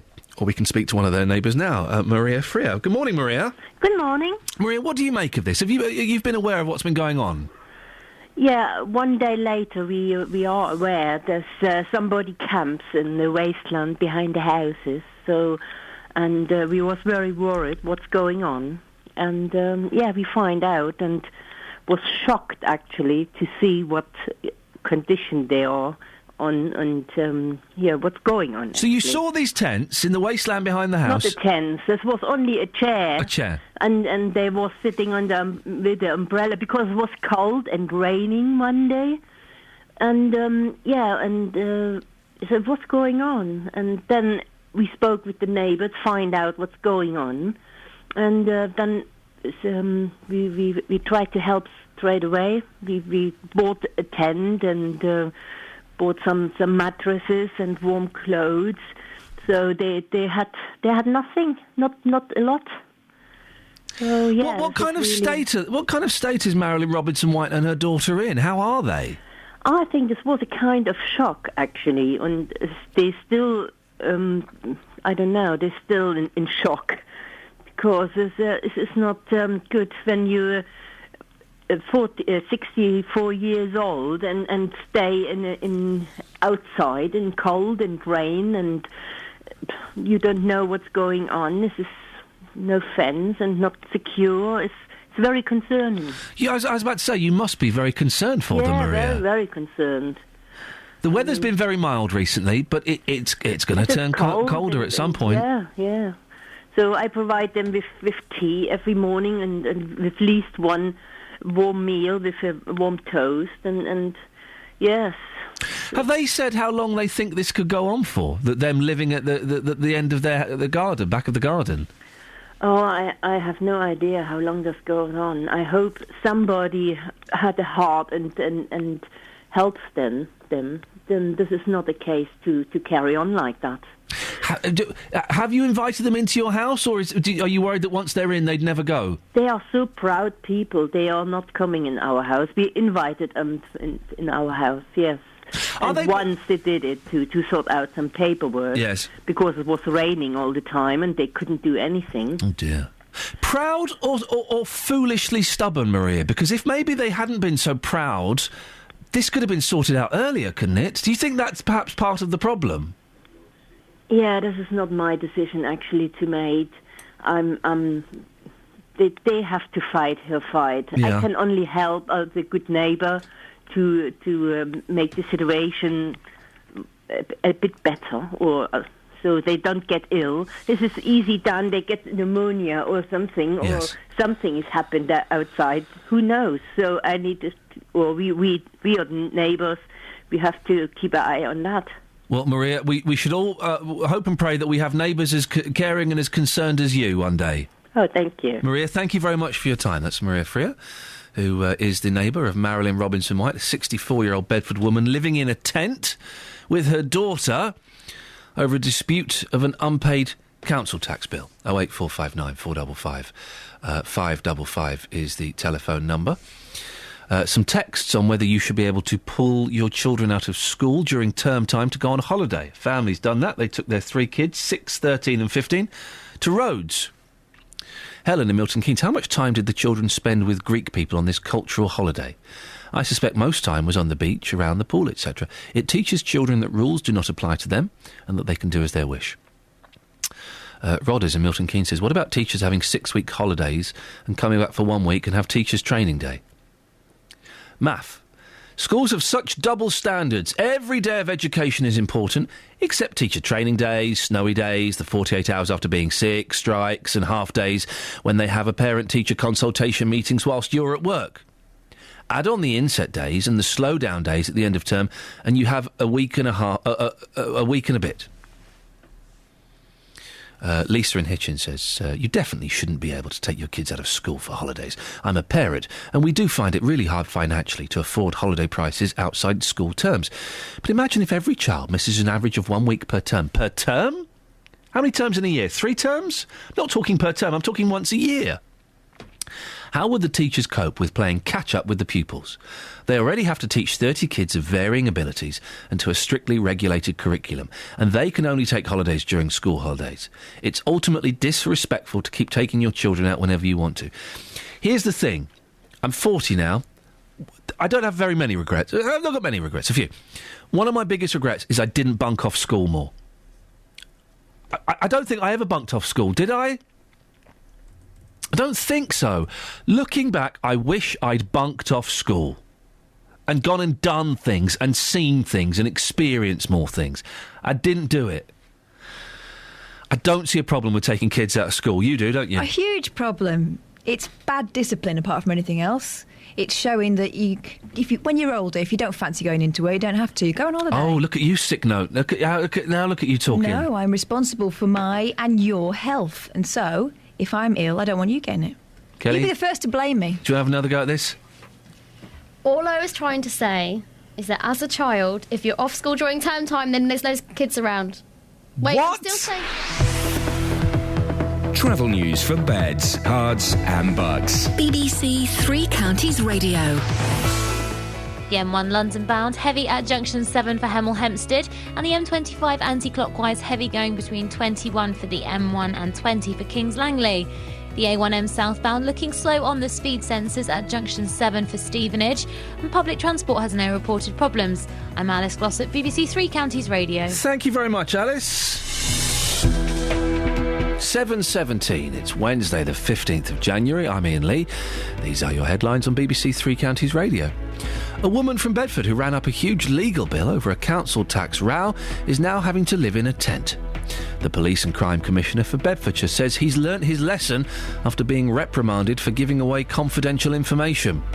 In football, Watford beat Bristol City to get through to the 4th round of the FA Cup, while MK Dons were knocked out by Wigan. The weather today, mild but rather cloudy with a little rain. 08459 455 555. Lots to talk about this morning. Taking your kids out of school during term time, allowing ex-cons to cut your keys, all kind of things to talk about. BBC Three Counties Radio.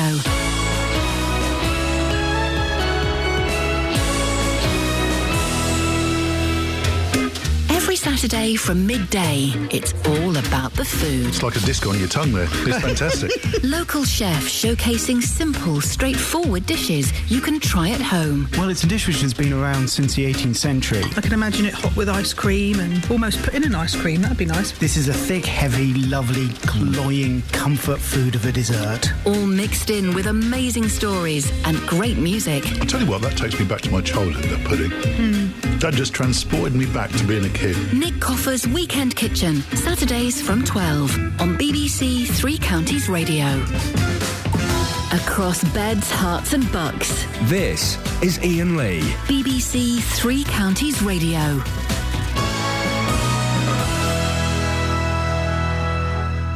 Let's go to Terry. Morning, Terry.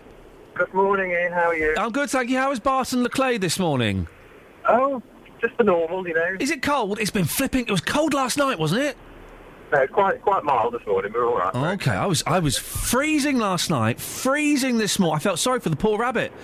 Although he's in the garage at the moment, so he should be okay. Terry, what would you like to say?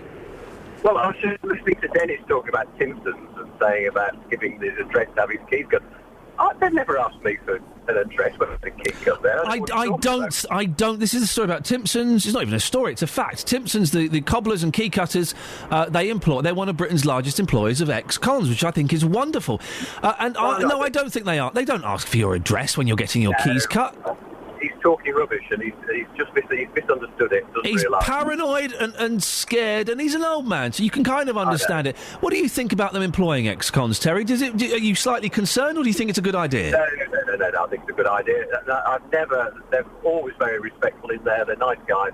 Never had a problem with them. The only problem I've had is I took in some light tan boots, and I said, what polish do I get for these? Are these light tan? He went, no, they're mid. So I got mid, and now they've come up all dark. That's my only criticism, and I can't blame the gentleman's criminal record for that. Of course you can't, no, absolutely. And what's the connection between keys and shoes, though, Terry? What? I don't understand why those two skills are interlinked. Well, it's just, why does Tesco sell television? I mean, it's just one of those things. Well, don't muddy the waters even more. Tesco's selling television. I hadn't even thought of that. Kelly, you think you know why keys and shoes are linked? Yes. So obvious. Go on. Because if you've got shoes, you've got keys. Please. How is she missing the point that I'm putting to her? What's up, mate? She's right, of course, in a way. Thanks. But also very wrong. In more ways. Yeah. But you could say that about anything. On the whole, she's wronger than right. Yes, definitely. You're a wrong-un. Thanks. You're very, very welcome. 08459 455 555 is the telephone number. Now, big story. Bedfordshire's Police and Crime Commissioner has been reprimanded for leaking confidential information to a member of the Home Office. Ollie Martins appeared before the county's police and crime panel yesterday, where he admitted disclosing details about the case of Leon Briggs, who died in custody in November. The Commissioner says he's considered resigning over that decision. Well, Bernard Ricks is a police advisor from Bedfordshire. He's written several reports for the Home Office. Morning, Bernard. Morning, Ian. How serious an offence is this? Well, it's certainly a serious offence. It was referred to the IPCC by the Chief Constable, and the panel looked at it yesterday. Across the country, there's probably been about half a dozen incidents where police and crime commissioners have been referred to the IPCC. So, in the scheme of things, a year in, just over a year after PCCs were first elected, Ollie Martins is one of about half a dozen who've been referred. The panel was held behind closed doors yesterday because of the sensitive nature of the case this is referring to and the information that Ollie Martins told a member of the Home Office. It's a huge mistake, isn't it? Well, and he certainly accepted that. He's accepted a reprimand from the Police and Crime Panel. It's very unusual for Police and Crime Panel meetings to be held behind closed doors. That would very much reflect the very sensitive nature of the death in custody over which the information was leaked. And that's still part of proceedings with the IPCC, the Independent Police Complaints Commission. So it may not be the last of it for Ollie Martins. The IPCC may still wish to make some reference to that in their report in due course. And what powers have the IPCC got? What could they do? Well, the police and crime commissioners are pretty fireproof. About the only way in which they can be removed from office is by being convicted of a criminal offence or being removed by the electorate at an election in due course. So unless Ollie Martins resigns, he's pretty secure in his position as police and crime commissioner, at least until the next election. But certainly the powers that the Police and Crime Panel have, they've used to full effect and used very promptly. And the sanction, the reprimand that Ollie Martins has accepted, it is certainly amongst the most serious cases that we've seen between police and crime commissioners and police and crime panels. Should he resign? I think that's a matter for him.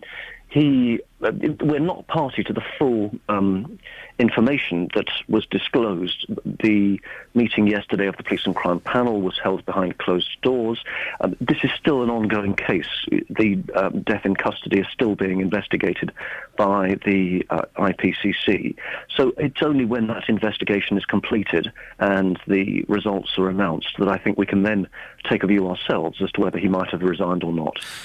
In reference to the IPCC looking at this case involving Mr. Martins, they haven't been officially informed yet, and so they might decide to take it on themselves. Should they have been officially informed? Well, the new Chief Constable of Bedfordshire, Colette Paul, actually herself referred the case to the IPCC as soon as she became aware of it. And I understand that the IPCC then referred it back to the Police and Crime Panel. So we've actually gone through a number of steps in pretty quick time. So they are aware of it. They still have the investigation that they're conducting into Leon Briggs' death in custody. And I'm sure that in due course, when that is concluded, that when we read their report, we may see more on this case then. This brings into question Ollie Martin's integrity in his office, doesn't it? Well, I understand he's in later, and I think that's definitely a question that you have to ask of him. Certainly, if you look over the last year and a half, this is the only case that I can think of across the country where a police and crime commissioner has disclosed information of such a sensitive nature. Finally, I've just Paul Scoynes, our political reporter, is listening to this, and he's just emailed me again about this IPCC and the panel, not necessarily referring it on. Paul is asking, did the panel fail in their duty, Bernard? From what I understand, I think the panel acted very promptly. The Police and Crime Panel has very limited sanctions indeed. Indeed, that's been a long-running complaint of Police and Crime Panel chairs and members, and something that the Home Affairs Select Committee, the House of Commons Home Affairs Select Committee, led by Keith Vaz, is looking at the moment. They have very limited powers. They've used the powers that they have to their full extent in this case, and that's effectively the sanction that they've given by giving Ollie Martins a reprimand in this case. Bernard, I appreciate your time, and I appreciate you battling through a cold as well, so thank you very much. Thank you, Iain. Thank you very much. Bernard Ricks, Police Advisor from Bedfordshire. 08459 455 555. On FM, AM, online and digital radio. This is Iain Lee. On BBC Three Counties Radio.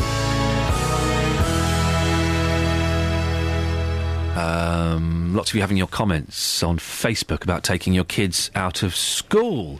Ron Dunsby, I've been hearing some schools charge you to take your own kids out. No, they fine you. Stacey Stagg says children can miss a lot in a week of school that has a long and wide impact. No, they can't. Yes, they can. No, a week of school. A week of school, 5 days. No. Oh, so what's a day here and there for a day trip? Yeah, what's a day here and there for teacher training or a strike? Teachers don't choose to do that. They choose to strike. They vote on it. Some do. They vote on it. Many don't. Leave the union and cross the picket line. And why are we blaming this on the teachers? They don't decide on the holidays. Mark says it's ridiculous. The price of going away in half-term rises by double. There's a question mark there. I was reading it. I take my kids out of school all the time to go away. You're going to hate Mark, aren't you? They learn so much while on holiday. They learn some life skills not ever taught in schools. Why like just the Macarena, the chocolate dance. There's a chocolate dance. There is, yeah. Why just because you have kids should you have to pay more? It's unreasonable and greedy by the travel companies. Andy says there should not be any punishment for your kids being taken out of school during term. Hang on a second. I've got the argument for this. They're my flipping kids. I'll do what I want with them. No, you won't. If you don't send them to school, you go to prison. I will take them where I want. I will show them what I want, within reason. I will do what I want with my children. And then who will you blame when they can't read? My boy, who turned 4 on Monday, can read. Thanks. Next point, because we are responsible parents. We educate them at home as well. All right. They are my children. Have you got a teaching qualification? I've got that. Yeah. If that's the end of your argument, you need to go back to university. They are... Put that finger down. This is the point, isn't it? Now I've worked out why I'm getting so angry about this. They're my kids. Sorry? I said, because you're wrong, but you turned my mic off. Yeah, I know. Wow, you don't want to discuss this. They are my kids. Sorry? Wrong. They are my kids. I will do what I want with my children, when I want with my children. If I choose to take them to Dorset or Rhodes or Euro Disney, I wouldn't go to Euro Disney.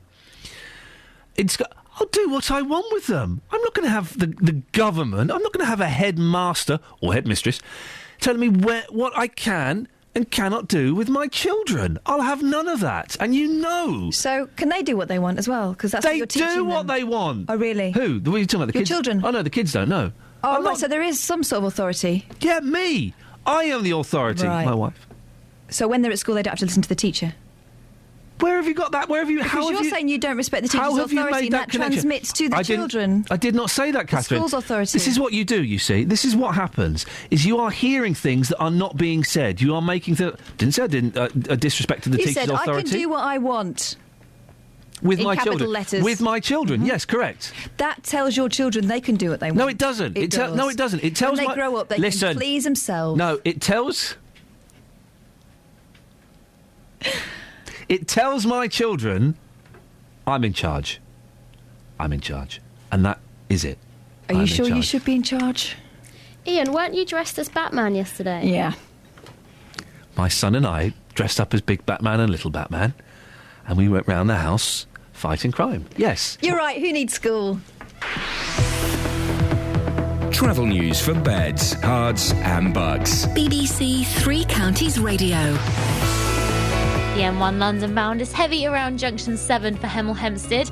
Also on the M25 anti-clockwise, things struggling between 18 for Chorleywood and 16 for the M40.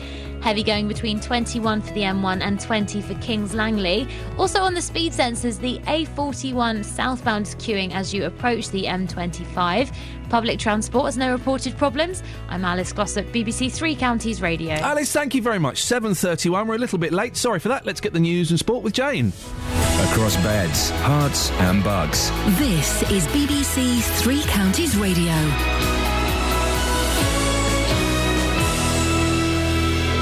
Good morning, I'm Jane Killick. A 64-year-old woman from Bedford is having to live in a tent after being evicted from her home because of a long-running row over her council tax bill. Marilyn Robinson-White and her daughter believe they were exempt as they were on benefits and the bill had been sent in error. Bedfordshire's Police and Crime Commissioner could face further sanctions after he admitted giving away confidential information about a death in custody case in Luton. The county's Police and Crime panel gave Ollie Martins a written reprimand. Central Bedfordshire councillors have given the backing to 15 gypsy and traveller sites. They include the controversial site by the A6 at Barton-le-Clay, plus plans for a site at Potton have been dropped. The weather, a mostly cloudy day with some bright intervals this afternoon and a high of 10 Celsius. On to football, and Watford are through to the fourth round of the FA Cup after a 2-0 win at home to Bristol City last night. Marco Faraoni and Lewis McGowan scored the goals. The Hornets will face either Blackburn or Manchester City in the fourth round. Milton Keynes Dons were knocked out of the third round of the FA Cup after losing 3-1 at home to Wigan after extra time. However, Dons manager Carl Robinson praised his side. I thought Sammy Crowther was outstanding, absolutely outstanding. Obviously, that was an interesting one for me. I thought the whole team played really well today. I thought we were very compact. Listen, you're playing against some of the fastest forwards in the Championship. I thought Andy Kay, I thought we dealt with it really well. Just one or two little errors. I just had an interesting stat off the referee. We gave away 2 fouls over 90 minutes. In League One, Stevenage won 2-0 at home to Swindon. Lucas Atkins and Felipe Moraes scored the goals. Luton Town were knocked out of the FA Trophy second round last night after losing 1-0 at home to Cambridge. But Hatters assistant manager Terry Harris was pleased his side had a decent run in the trophy despite the loss. It's been a good journey for us, you know, and the games that we've played in the FA Trophy, the youngsters have acquitted themselves very well. But also, on the other plus factor is it's given the likes of Anthony Charles, Solly, John Shaw, you know, good game time, good 90 minutes, and on a very heavy pitch. In cricket, Watford's Stephen Finn will return home early from England's tour of Australia to work on technical aspects of his game. The fast bowler was the only member of the 17-man Test squad not to feature during the 5-0 Ashes series whitewash. BBC Three Counties News and Sport. I'll be back with a full bulletin at 8. Call 08459 455 555. BBC Three Counties Radio. Couple who took their children out of school for a week's holiday in Rhodes could face jail for refusing to pay fines. Stuart and Natasha Sutherland will appear at Telford Magistrates Court. A couple who took their children out of school so they could have their first family holiday in 5 years. Oh! Does that change it a bit? So they're not some slackers that have 2 holidays a year or even a holiday every year. Their first family holiday in 5 years. Stop playing a tiny violin, Catherine. Risk being jailed after refusing to pay fines introduced under controversial new laws. First family holiday in 5 years. Imagine that. Those poor kids.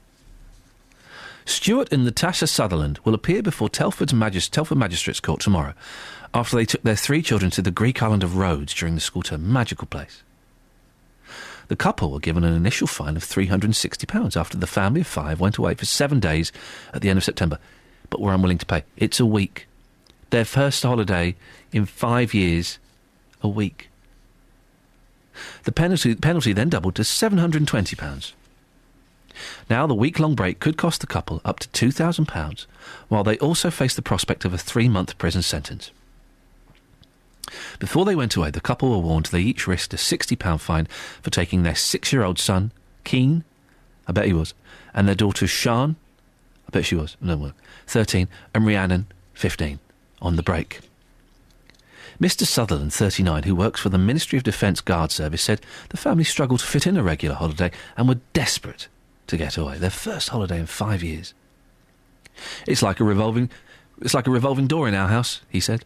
I come in from work, my wife goes out. We haven't been able to get leave in the school holidays at the same time for 5 years, and we desperately needed a family break.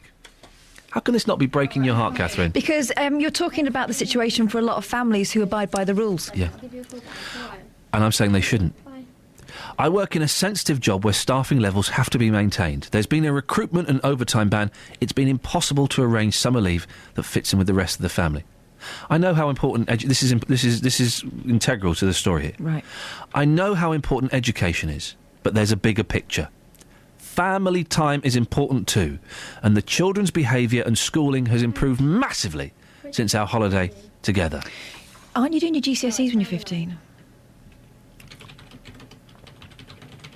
The thing is, look back on your school time now. Now you're pushing 40. I was a swat. You're barking up the wrong tree here. I loved it. But if you'd have missed 5 days, you'd still be in a dead-end job. No, hang on a second. You'd still be a high-flying media career woman. It's more about the message it gives to them about turning up when you're supposed to and about abiding by the rules. Family time. And your responsibilities. Oh, God, I wish I'd spent more time with my dad. My dad, who's not with us anymore. I wish I'd spent more time. I wish they'd taken me out. He shouldn't have gone to work then, should he? Unbelievable. Justin, can you believe this? Morning, boss. It's heartbreaking, this story, isn't it? Absolutely It is heartbreaking, and there's a serious thing. My dad passed away last year. I wish he'd taken me out on holiday more often. Absolutely.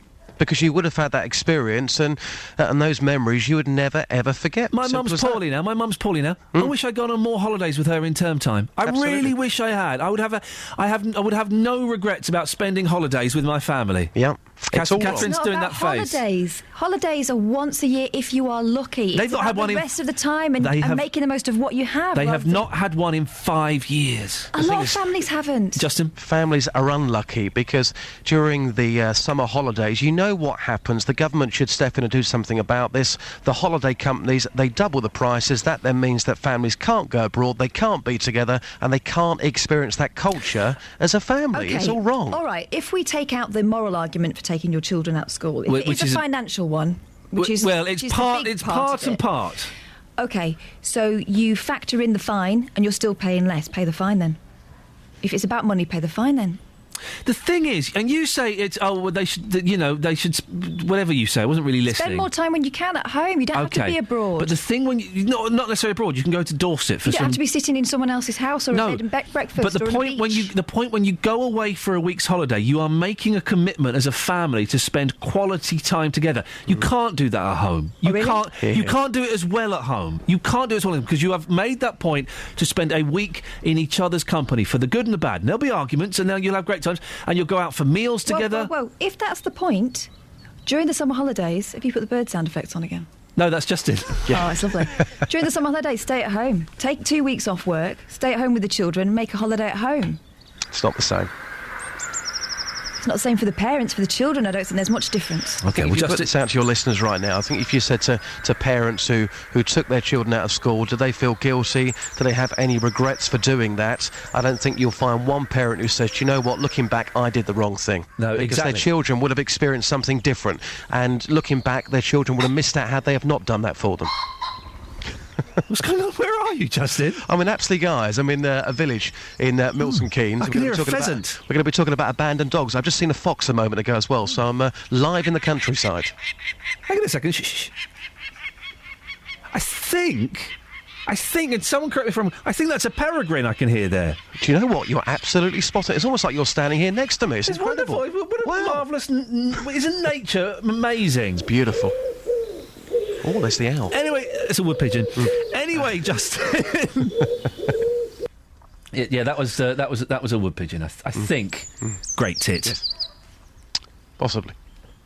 No, that definitely is. I can hear it. Okay. Justin, you've been speaking to people about school holidays, haven't you? What have they said? Yes, I've been speaking to people in Toddington on the way to Milton Keynes this morning. Some interesting views. Here's what people had to say. Denise, what's your thoughts on parents being fined for taking their children out of school during term time? I'm sorry, but I think it's wrong because it costs parents so much money to not take their kids out of school in term time for the kids' holidays because so many parents have to take their children out of school in term time. All holiday companies charge, I would say, at least 50% more in school holidays than they do the rest of the year. So why should parents be penalised and have to pay twice as much as everyone else? So you took your children out of school during term time, Yes, then? I did, yes. Did you feel guilty for that? No. Because I'm sorry, but when my children were growing up, we didn't have the money to pay twice as much. You know, we only had the choice, as far as we were concerned, to take them out of school in term time. I mean, we'd only do it for 1 week. But I'm sorry, but sometimes schools don't see it from a parent's perspective. So the culture they gained from going away with you as a family for those weeks was a lot more beneficial, let's say, than staying in school for a week, in your opinion? Yes, because the way I saw it when my children were growing up, some school weeks, children didn't learn much anyway. When it was leading up to school holidays, all they seemed to be doing was playing games or watching DVDs or things anyway, so I didn't feel guilty in taking my children out of school for those weeks because I didn't feel that they were learning anything. Sue, parents taking their children out of school during term time and being fined for doing so, what do you think? Is that the right thing to do? No, I think it's very wrong. I think it's wrong for the case that it's cheaper to go on holiday when the kids are at school. Children will suffer. There's a lot of tit for tat at school. Some kids their parents can afford to take them on holiday out of school, but they can't do when they're at school because the prices of holidays go up. So it's all to do with the pricing. Did you take your children out of school then? I did, yeah. I took mine out many a time. And where did you go? We went to Spain mainly Spain, but my kids always had a holiday. You know, they go to school, they say, "Oh, I've been on holiday. Where you been?" "I've been to Spain." "Yeah, so have I." You can't take your kids to a day out in Margate or something. You know what I mean? It's just so unfair, and I think it's wrong. And I think the 6 weeks holiday should be broken down anyway. So your children wouldn't have experienced that culture had you have not taken them out during term time because you couldn't afford it as a family? No, they wouldn't. No, they wouldn't. They would never. It's in their mind now. "Oh, we had loads of holidays when we were young." You know what I mean? So it just sticks in their mind where they go and what they do, and I think it's wrong. Justin, excellent stuff. It sounds... Where exactly are you? It sounds wonderful. I'm in Apsley, guys, in Buckinghamshire. We're going to be talking about abandoned dogs before 8 o'clock this morning. I'm live at the Hula Animal Centre. We have foxes, we have rabbits, we have birds, we have dogs, we have cats. I'm surrounded by animals, and Iain It feels good. I want a horse as well. What? Well, Justin, we'll speak to you later on. Thank you for that. Thanks, Ian. No idea what's going on there. Very, very odd. Albert's in Potter's Bar. Morning, Albert. Morning, Ian. All right. Good morning, Albert. What would you like to say about this, taking kids out of school? Well, I'm a bit confused, first of all, because I'm going to take my two out of school in a couple of weeks' time, basically, but I don't want to take them to Rhodes. So I hope that's all right. But what we've got booked is 9 days in Aberdale in Stoke-on-Trent. Lovely. Beautiful. And it is beautiful. We're going to be looking at the Industrial Revolution Centre there. Well, hang on a second. That sounds like one of the most educational trips you could take them on. Well, this is it. I'm thinking that 9 days spent learning about smelting metal and Thomas Darby, etc., is going to be a lot more important than some of the stuff they do at school. Well, they probably will be doing that at school as well at some point, wouldn't they? Well, my daughter's only 4, Paprika. She's in nursery, and my son Dylan is 5, and he just seems to come home from reception class with a load of rubbish drawings every day. So I don't understand what he's going to be missing. Are your kids looking forward to learning about smelting and the spinning jenny and Luddites and things like that, or would they rather be at school doing those rubbish pictures? Well, to be honest, they'd rather be playing in sand, but that's because they're a bit slow, you see. Yeah, but I think it's an important part of life that they're going to learn about. It's their history. What would you say to Catherine Boyle, my producer, I'm using that term very, very loosely, who thinks that it's awful to take your kids out of school? What you're doing, Albert, is wrong. Well, obviously I'm going to say she's totally wrong. But when it comes to Rhodes, I think she may have a point. What's your problem with Rhodes? It's a wonderful island. Oh, what they're going to learn about white and blue houses and Tarama Salata and the start of speech. What's the point of that? The Greeks haven't got it going on. We had the Industrial Revolution, son. That's what it's about. Albert, always nice to speak to you. Do give us a call again at some point. 08459 455 555. Is that right? Yes. The Industrial Revolution. That's what it's all about. Travel news for beds, cards and bugs. BBC Three Counties Radio. The M40 northbound is queuing now from the Denham roundabout to the M25. On the M25 itself, anti-clockwise, very slow between junction 19 for Watford and 16 for the M40. Looking on the speed sensors, things are slow in Clop Hill on the A6 southbound, which is slow approaching the roundabout at the A507.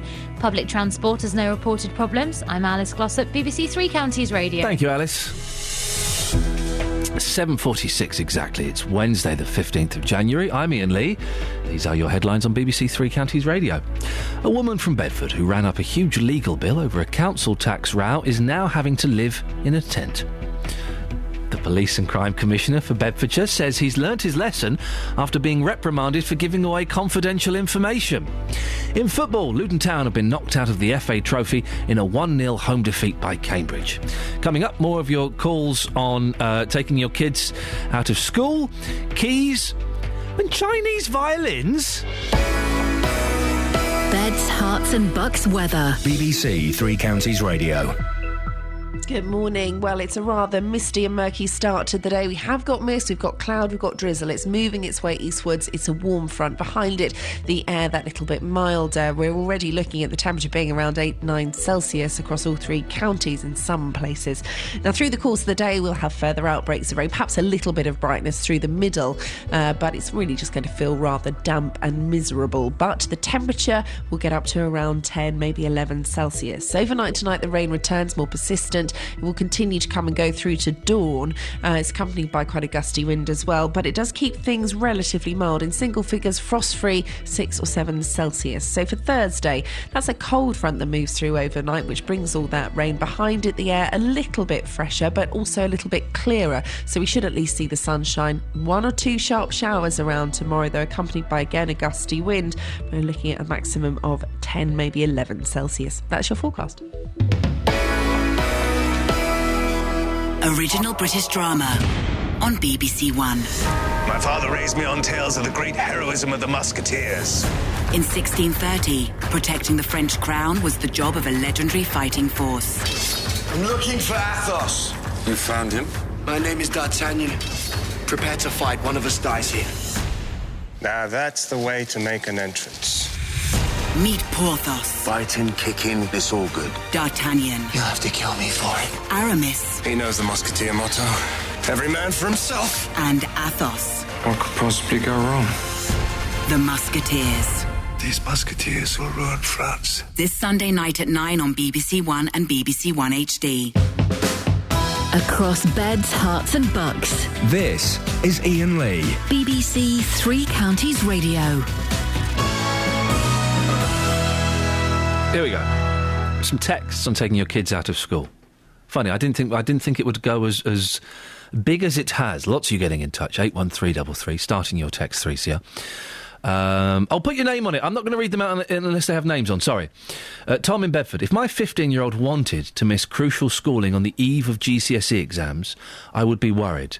At most key stages, every day matters, especially at age 15. A holiday won't help her get good grades. Well, Tom, I would suggest that a responsible parent... OK. Responsible parent says to the school, taking the kids out for a week, there's nothing you can do about it.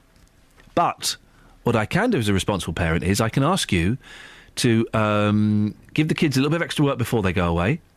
Give me some work they can... Not too much. Give me some work they can be doing while they're away, and then they'll do extra homework when they come back. How's about them apples? Huh? Compromise? Good compromise? Of course it is. A cracking compromise. Fee in Luton says, Catherine, you're right. Iain sounds like the parents I see during my work week. Sorry?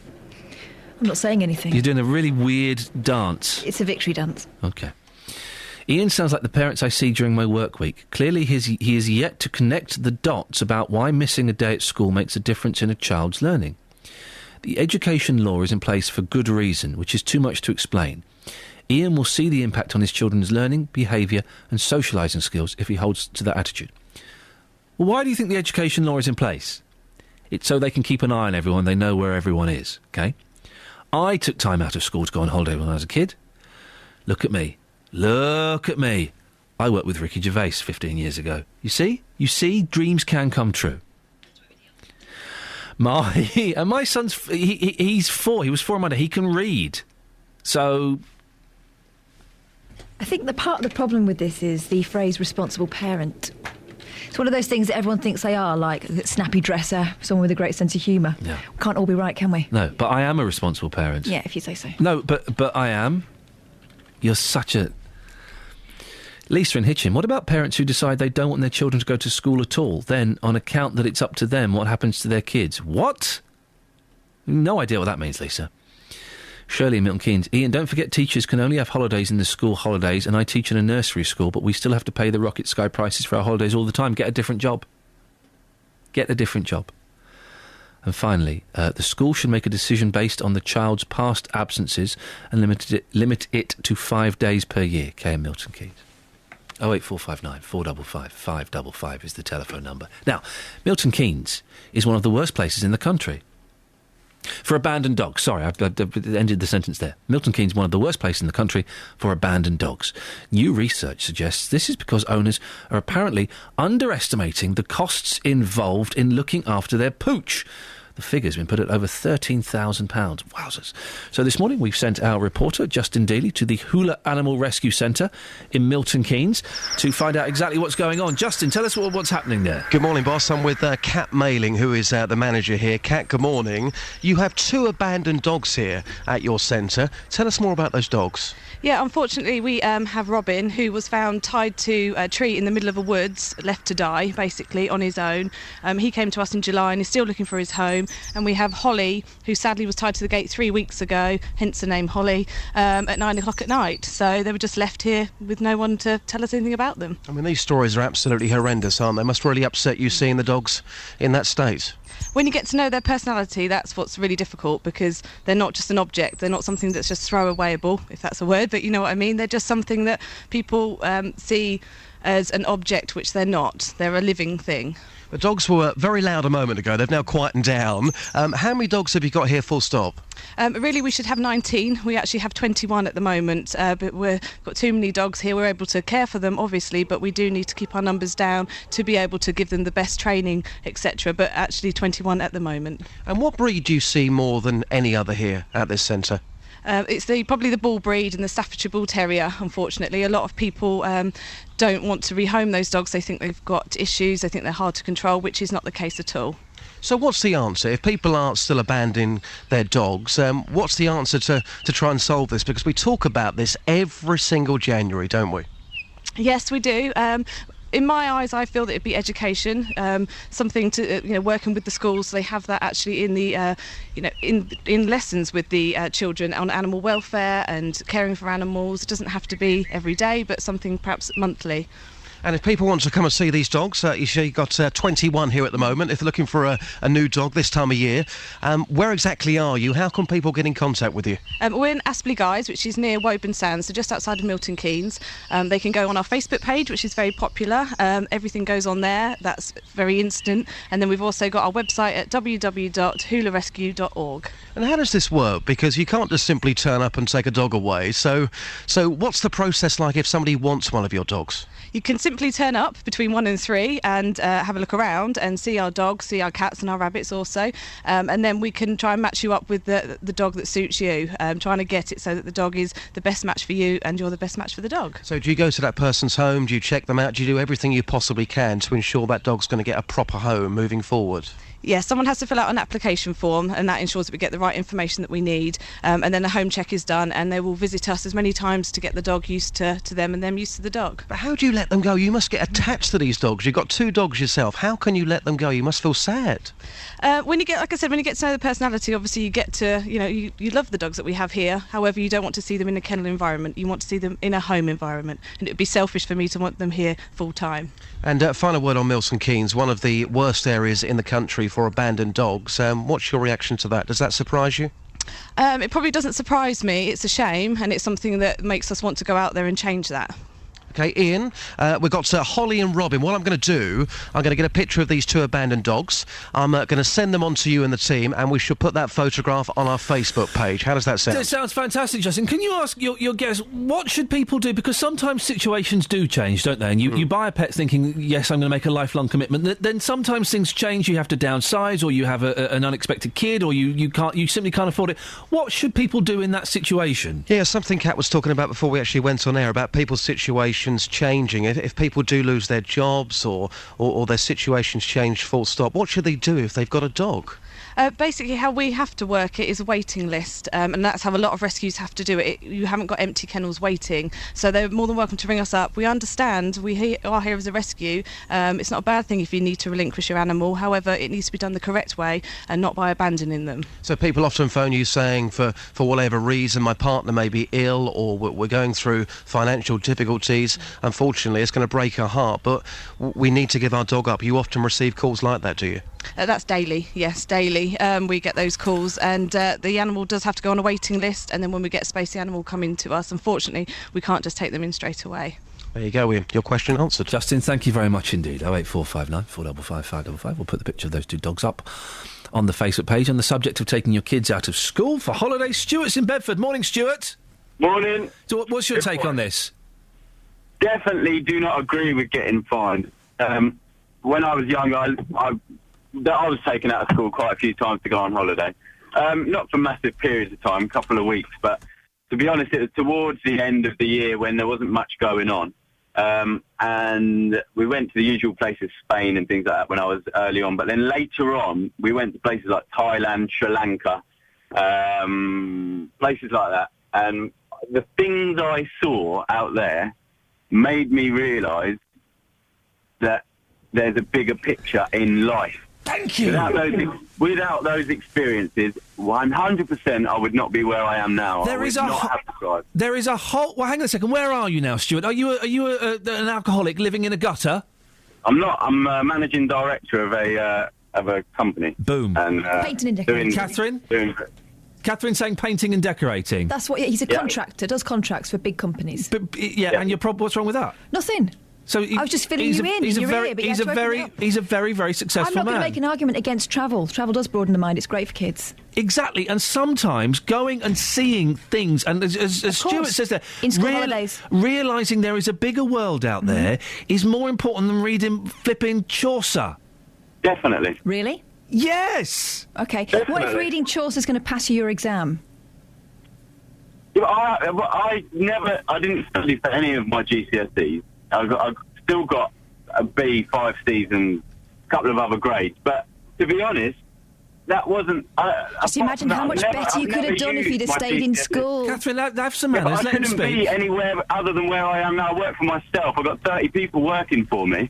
I'm exactly where I wanted to be, and GCSEs have never come to it. I think the drive you get from seeing people living under their market stall, and that's their life, and they have one bowl of rice a day, it gives you the drive to want more in life. It's not about sitting down in the classroom and let the teacher write on a whiteboard for you to copy down in your book and not learn anything. It's not learning. Why is it an either-or situation? Because some families can't afford to do it. Some families need to save up. Some families make it work. Stuart, we have to end it there. Thank you very much. I apologise for Catherine's behaviour. Don't. Well, I feel I ought to, as I'm the captain of this ship, and oh, really? You're the drunk bar staff. Actually, you got me there. Thank you very much. Travel news for beds, cards and bugs. BBC Three Counties Radio. The M25 anti-clockwise, still very slow between 19 for Watford and 16 for the M40. In Clop Hill, the A6 slow approaching the roundabout at the A507. Also on the sensors, Cheshunt looking very slow on College Road around Turners Hill. Public transport has no reported problems. I'm Alice Glossop, BBC Three Counties Radio. Alice, thank you very much indeed. It's genuinely getting quite heated here between Catherine and myself. I suspect... You're not right. Don't whisper in my ear when I'm talking. I suspect this will be one of those arguments that continues over breakfast. We'll see. Right, here's the news with Jane. Oh, I pressed the button too early, so we'll just fade that music out. No one noticed, and Jane will pick up, and we'll never mention this ever again. It's 8 o'clock. I'm Jane Killick. The headlines. Bedfordshire Police and Crime Commissioner says he's learnt his lesson. Bedford pensioner living in a tent after a row over council tax, and driver caught speeding on the M1 says he was playing in his new car. BBC Three Counties Radio. Bedfordshire's Police and Crime Commissioner could face further sanctions after he admitted giving away confidential information about a death in custody case in Luton.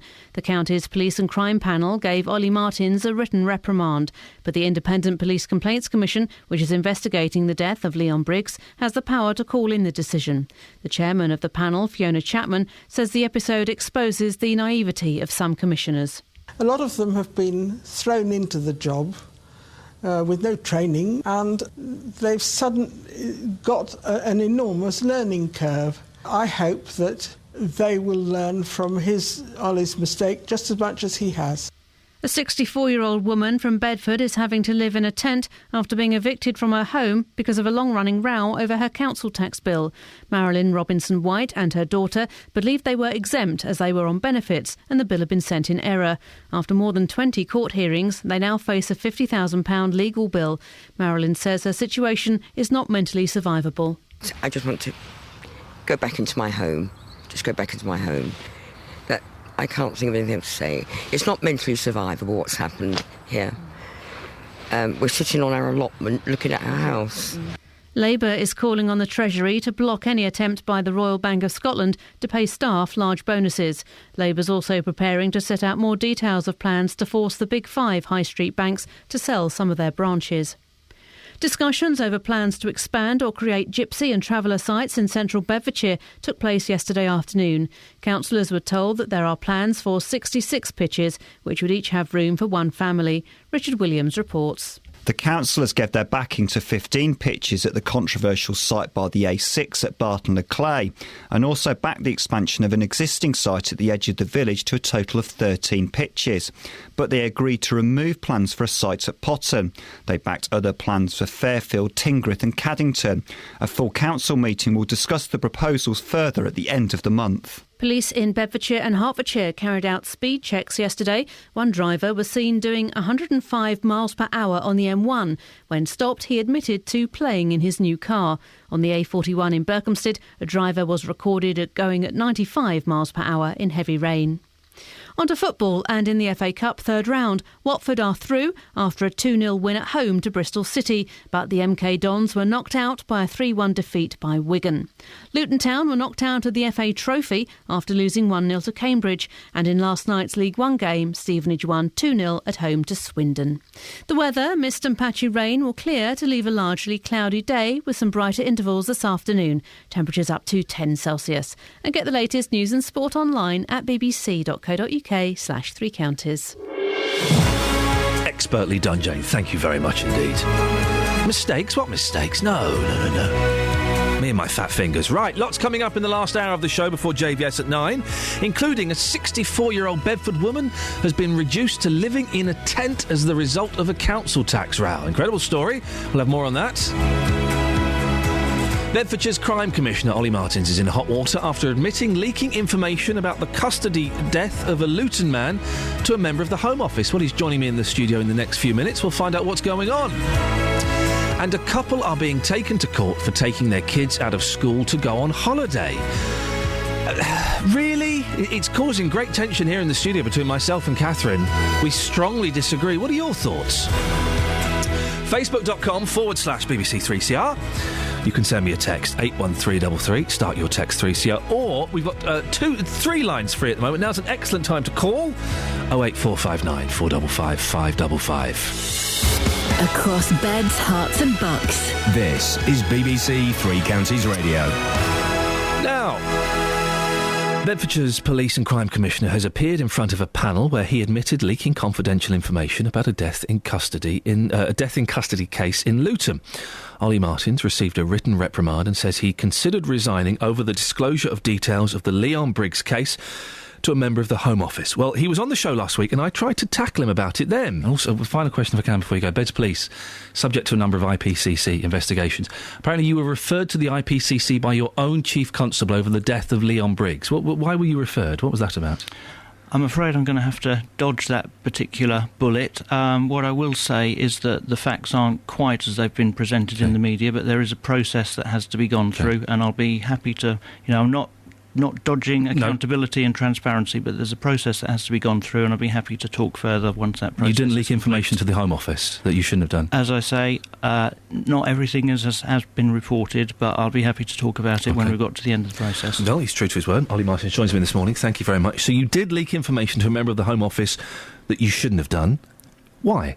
I've got to correct you on 2 things. Okay. Firstly, the disclosure that I made did not involve anyone from the Home Office. Okay. And secondly, you describe it as a leak, which makes it sound like it was deliberate, maybe even malicious or done with self-interest. It wasn't. It was an inadvertent disclosure. You disclosed confidential information about a death in custody. That having been said, it's still a very serious, very sensitive issue. I hold my hands up. I made a mistake. And I'm very frank about that. So I'm not trying to wriggle off or play down the seriousness of it. But I think it's important to make clear that it didn't involve anyone from the Home Office. So it definitely wasn't someone from the Home Office. No, it definitely wasn't someone from the Home Office. Who was it then? And well, when this first happened, I felt pretty dreadful, and my initial instinct was, what I want to do is be absolutely honest, and the letter that you've quoted from that mentions the prospect that that I considered resignation, that was actually the letter that I sent to the panel was originally drafted as a column to go into a local newspaper, because I was going to be completely frank about it. Now I was persuaded that while that might be in my best interests and what I wanted to do for me, and my relationship with the people that I'm elected to serve, actually there were wider considerations, and there were other things that I should consider, not just what I thought was right for me. As a result of that, that is the reason why attempts were made to keep this a confidential matter. And, so there are some questions that I still can't answer because it's not appropriate. We're in the middle of a very sensitive inquiry, and that is still the case. So it might look like I'm wriggling and not being transparent, but I'm just going to have to take that on the chin if that's what I look like, because there are considerations wider than just what suits me. But who did you tell? That wouldn't affect the Leon Briggs investigation, would it? Yeah. I mean, there are other interests that mean that I don't want to get into that. If you can't tell us who specific, what's the nature of the relationship with the person? Is it professional or personal? Again, I don't want to be disclosing too much. But why would that affect the ongoing case? This is all it's all to do with the sensitive case. There are other interests that I have to consider. So I want to be very careful about what I get into talking about. It does sound like you're evading it slightly. I know it does, but I made a mistake. I'll have to take the consequences on the chin. Why did you do it? Again, all I can say is that it was inadvertent. I wasn't. How can you inadvertently leak or say something about an ongoing case? It was a conversation. Why were you having that conversation? Why were you having a conversation as the police and crime commissioner about an ongoing case involving a death in custody? Because you do have conversations. Not with confidential information. You don't. In your position. Well, as I say, even police and crime commissioners are subject to human frailty and make mistakes. And I'm holding my hands up. I admit I made a mistake, and I've learned a very important lesson. I would have assumed that was a lesson you would have known already, though, that to reveal inappropriate, privileged information in a conversation, whether with a professional or a personal contact, that was inappropriate. Fair point. Why has it taken the panel? Why has it taken this investigation for you to learn that, though? Oh, I think I learnt it sooner than that. I realised very early on that I'd made a mistake. I took steps to remedy the situation, and to a certain extent that was successful, because it's still only a fairly limited circle of people that are aware of the contents of the conversation. What was the nature of what you disclosed? Again, I'm not going to get into that.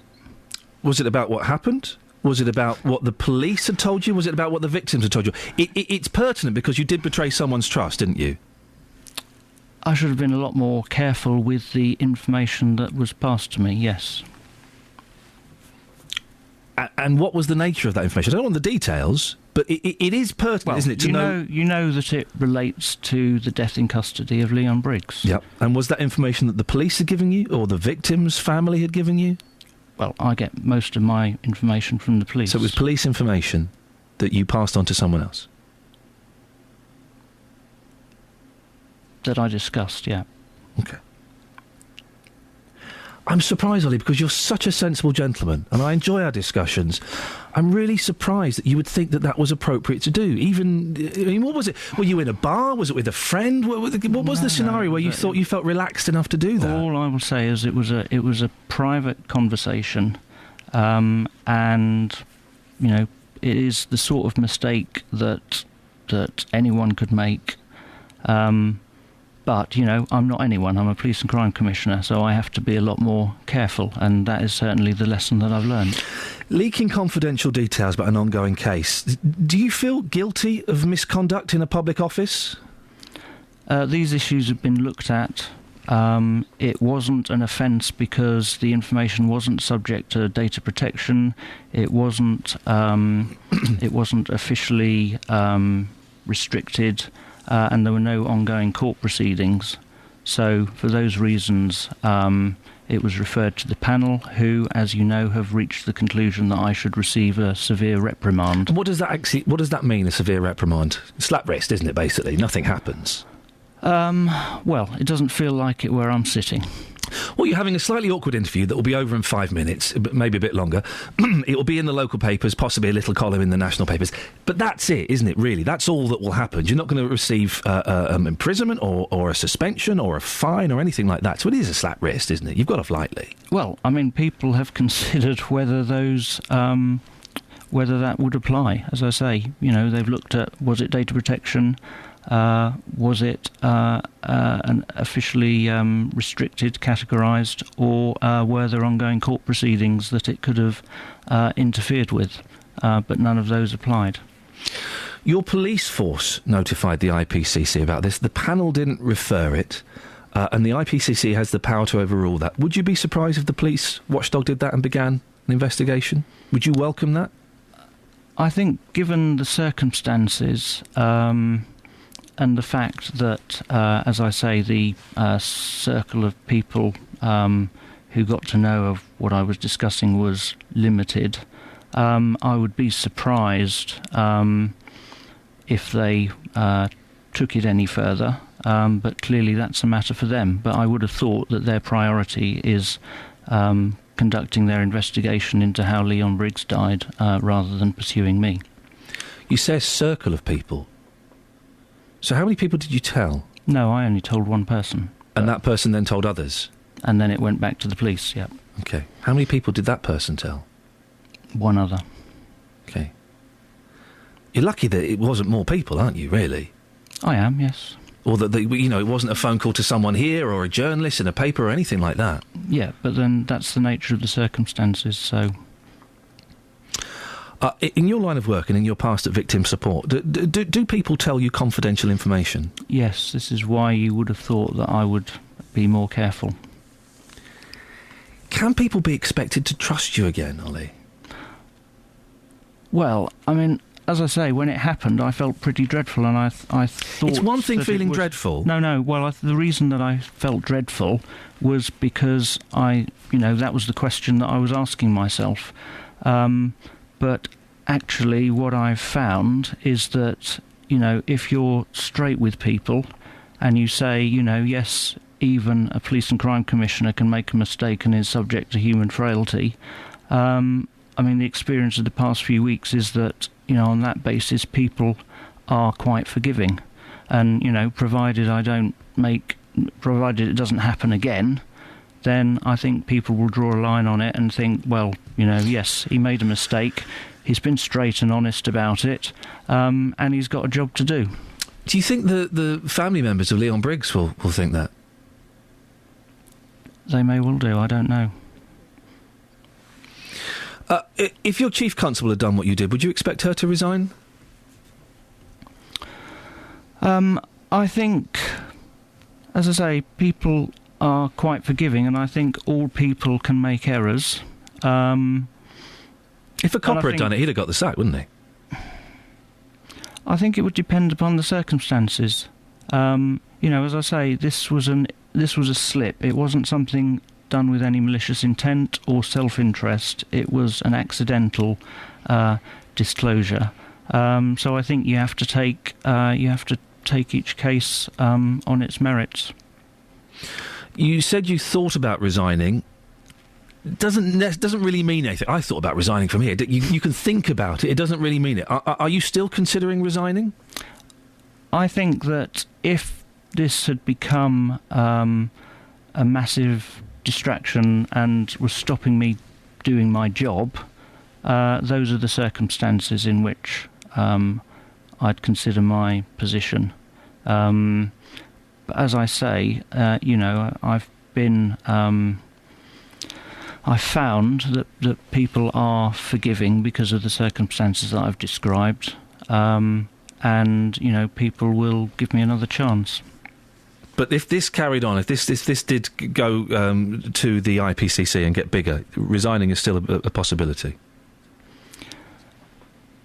Well, I'd have to say yes.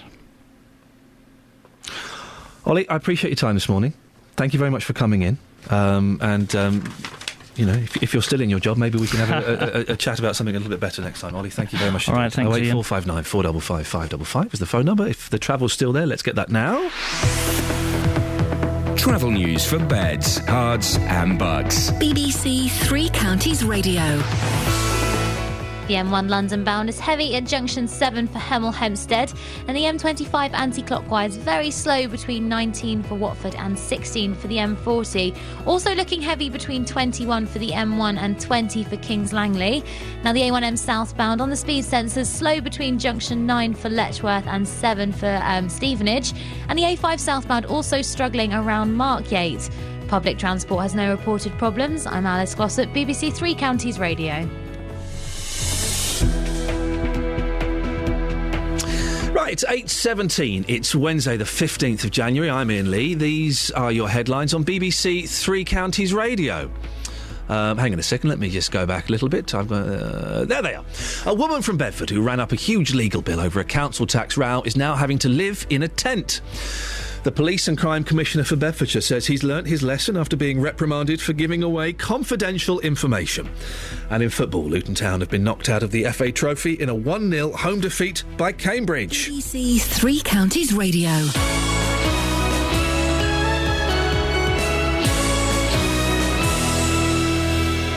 Every weekday from 3, Roberto Perroni. Milton Keynes is smarter than the average city, and the borough has now been named as one of the 5 places invited to a Smart Cities Forum. With the best local news stories. Bedford Hospital's leadership has been described as weak in a damning independent report into the problems in the paediatric department last summer. With the best local talking points. An ordinary postman from Watford had a dream that one day that he would raise enough money to build the first free independent hospital in his hometown in Pakistan. After 3 years of campaigning, hard campaigning, Houghton Regis Leisure Centre swimming pool had been saved and will in fact be reopened. Roberto Perroni, weekdays from 3 on BBC Three Counties Radio. Jonathan Vernon Smith. Good morning. Nice to have you here with me today. You've got no shoes on. I'm finding it very comfortable. You just interviewed Ollie Martins. Yes. Very good interview, may I say. Thank you. With no shoes on. Yes. That was me, not Ollie. Ollie was wearing shoes. Right. Yes. I'm thinking, you let me know, you're a professional broadcaster. I'm thinking of bringing my slippers in and just having my slippers just in the corner of the studio and doing the show in slippers. Really? Yeah, I am. Because they're really nice to wear. Very comfortable. I'd judge you. Oh. Really? I would. Negatively or positively? Negatively. That's interesting. I'm a write that down. I'm a little bit suspicious of slippers anyway. Maybe I think there's something rather unnatural about slippers. Negatively, okay. What's wrong with you? What do you wear around the house?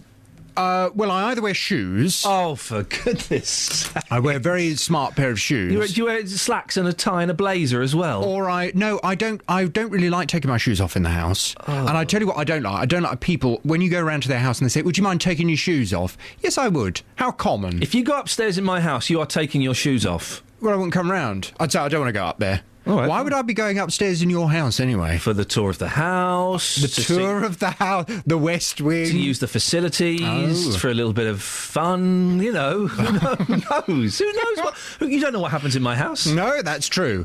No, I'm not keen on taking my shoes off. Okay.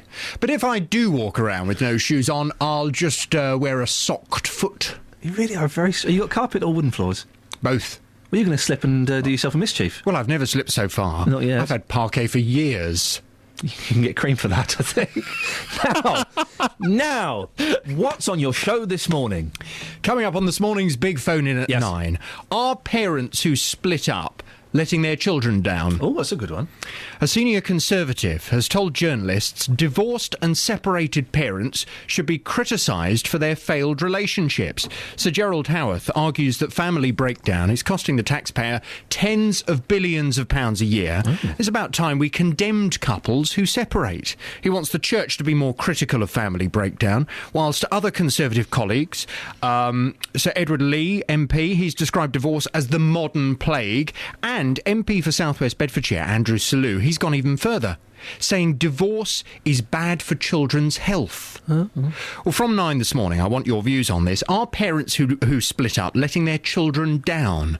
Your calls with your experiences on 08459 455 555. I would suggest that divorce is bad for children's health, but then also staying, you know, if you're unhappy together is also bad for the children's health. It's not an easy option to divorce, I don't think. But then, and I say this because these Conservatives are not here to perhaps illustrate their point, but perhaps they would argue that parents should quietly, behind the scenes, work on their problems. They should not be too quick to split up. They should not divorce. I'd give you that. Yes. Try and work out the relationship. People have become too quick to say, it's not working, we're not happy, therefore we will split the whole family up, because as a couple, we're not happy. I think there should be more effort made, yes. Really? I will give you that, yes. Although my parents divorced, and they put a lot of effort into it, and they eventually went, it's not working. Let's get out of here. Did it affect you? Oh, yeah, of course. I was 15 when it happened, and it affected me terribly, yes. I was very upset, very upset. Well, from 9 this morning, I want your views, your experiences. Are parents who split up letting their children down? 08459 455 555. Very quickly, political reporter Paul Scoynes. Have you met him? Once or twice. Yes, he's the odd-looking fellow with the glasses. Looks like a sad bear. I know that one, yes. He's emailed me. Oh, yeah. He was on the Luton to Dunstable guided busway last night. He was sending me very excited texts that he was on there. Very excited. And he's emailed, the driver on my bus on the Luton to Dunstable guided busway last night was wearing slippers to drive. Now, that's inappropriate. That's disgusting. Is that legal? I don't know. It's disgusting. You haven't got the necessary grip. Across beds, hearts and bucks. This is Iain Lee. BBC Three Counties Radio. Right, let's do some of these texts on taking your kids out of school for holidays. Iain Lee, grrr. Is your colleague even a parent, Catherine? Yes, twice. There we go. I'm paying £3,100 for a 9-day Turkey holiday during term time. Would be £1,000 more a week later. May half term. Steph in Luton. It's expensive, isn't it? I'd save up. Catherine is talking sense, and as usual, Iain is so arrogant he thinks his opinion is the only one that counts, says Judy. He should learn how to have a proper discussion. I'm fed up with how rude he is every day to his colleagues. I don't see how they put up with it. Well, we don't really, do we? We get paid. Yeah, and also, you know that... the next one, Imran. Your producer needs a slap. Thanks, Imran. Kelly? What? Slap her. No. Do it. No. Do it. No. I'll do it. Ow. Does your producer have kids? Yes. My husband works at Vauxhall, so we had to have the 3-week shutdown last 2 weeks in July and first week in August. We never took our daughters out of school, and if we went on holiday, we would it doesn't make sense, James. Just English, please, for goodness sakes. A couple of tweets. Michael York, possibly the actor. Very impressed by Catherine. Very articulate argument this morning. Speak sense. Deserves to be heard more. Thanks, Dad. He's got no followers on Twitter. Next one, Paul Norman. What's wrong with painting to earn a living? Tell the silly little girl to watch what she says. Excuse me, who are you? Dearie me. I never said there's anything wrong. My job, I don't know if you know this, but I'm a producer, so I need to furnish Iain with information. So I was trying to give him information that might promote more conversation. OK, thank you very much indeed. A few tweets here on... Ollie Martin's appearance. JLV says, good questioning from Iain Lee, but Ollie Martin's deflecting all questions in true politician style and still no acceptance of wrongdoing. I would disagree with that. I think he accepted he'd done wrong. But yes, there was some deflection.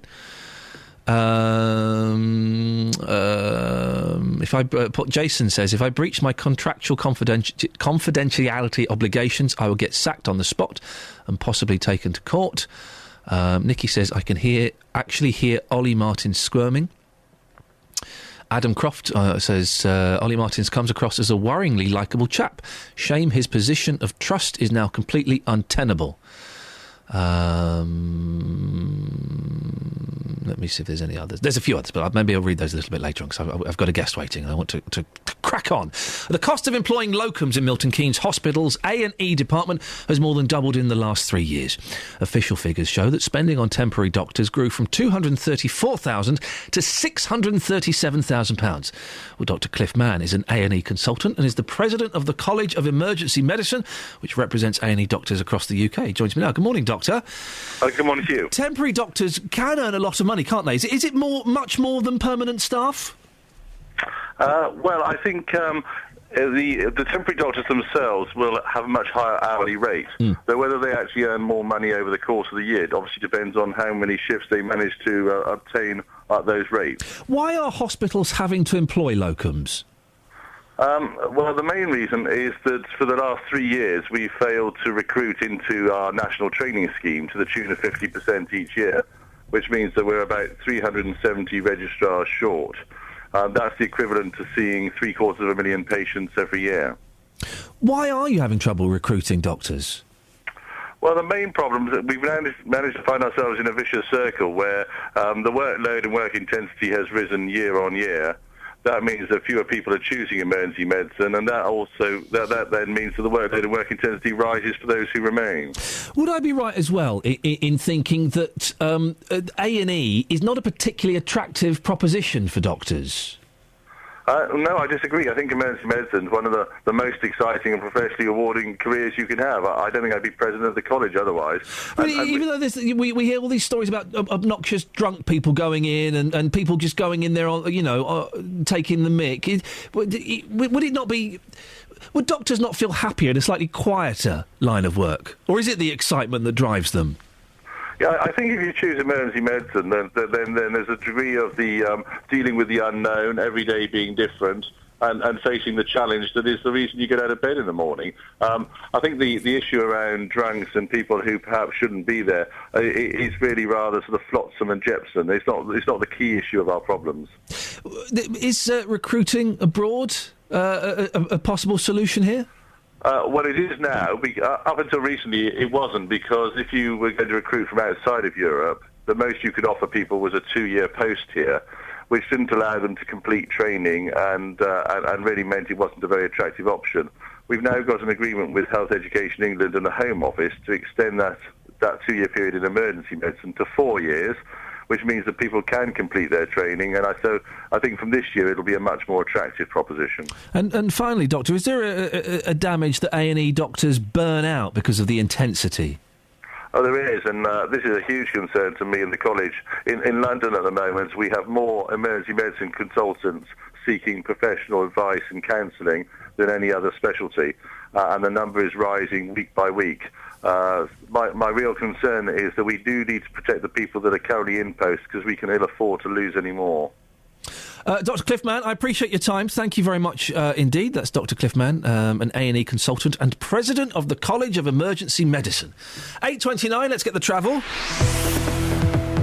Travel news for beds, cards and bugs. BBC Three Counties Radio. The M1 London bound is heavy at junction 7 for Hemel Hempstead, and the M25 anti-clockwise very slow between 19 for Watford and 16 for the M40. Also struggling between 21 for the M1 and 20 for Kings Langley. On the A1M southbound, slow going between 9 for Letchworth and 7 for Stevenage. And in Watford, the lower High Street is quite heavy at Bushy Arches. Public transport has no reported problems. I'm Alice Glossop, BBC Three Counties Radio. Alice, thanks very much. 8:30, let's get the news and sport now. Here's Jane. Across beds, hearts and bugs. This is BBC Three Counties Radio.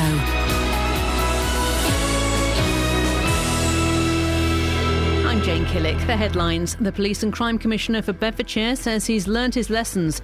Ollie Martins has been reprimanded by the Police and Crime Panel for revealing confidential information about Leon Briggs, the Luton man who died in police custody. A 64-year-old woman from Bedford is having to live in a tent after being evicted from her home because of a long-running row over her council tax bill. Marilyn Robinson-White and her daughter believed they were exempt as they were on benefits and the bill had been sent in error. Central Bedfordshire councillors have given the backing to 15 gypsy and traveller sites. They include the controversial site by the A6 at Barton-le-Clay, but plans for a site at Potton have been dropped. The weather, a mostly cloudy day with some bright intervals this afternoon and a high of 10 Celsius. On to sport, and in football, Watford are through to the fourth round of the FA Cup after a 2-0 win at home to Bristol City last night. Marco Faraoni and Lewis McGugan scored the goals. Hornets goalkeeping coach Alec Chamberlain was pleased with the result. Pleased to get through after a difficult start to the game again, really, but in the end I think we just had that little extra bit of quality, especially in the last third, and we made our chances pay. And Watford will face either Blackburn or Manchester City in the fourth round.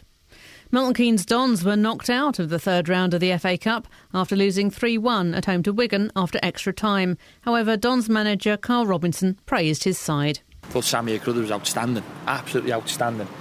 Obviously, that was an interesting one for me. I thought the whole team played really well today. I thought we were very compact.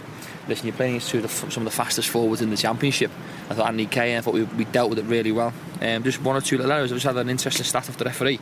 We gave away 2 fouls over 90 minutes. In League One, Stevenage won 2-0 at home to Swindon. Lucas Atkins and Felipe Moraes scored the goals. Luton Town were knocked out of the FA Trophy's second round after losing 1-0 at home to Cambridge. And in cricket, Watford's Stephen Finn will return home early from England's tour of Australia to work on technical aspects of his game. The fast bowler was the only member of the 17-man Test squad not to feature during the 5-0 Ashes series whitewash. BBC Three Counties News and Sport. I'll be back with a full bulletin at 9. Call 08459 455 555. Now, BBC Three Counties Radio. I don't know much about sports or cricket, but to being sent home for Australia to work on technical... Put that away, Kath.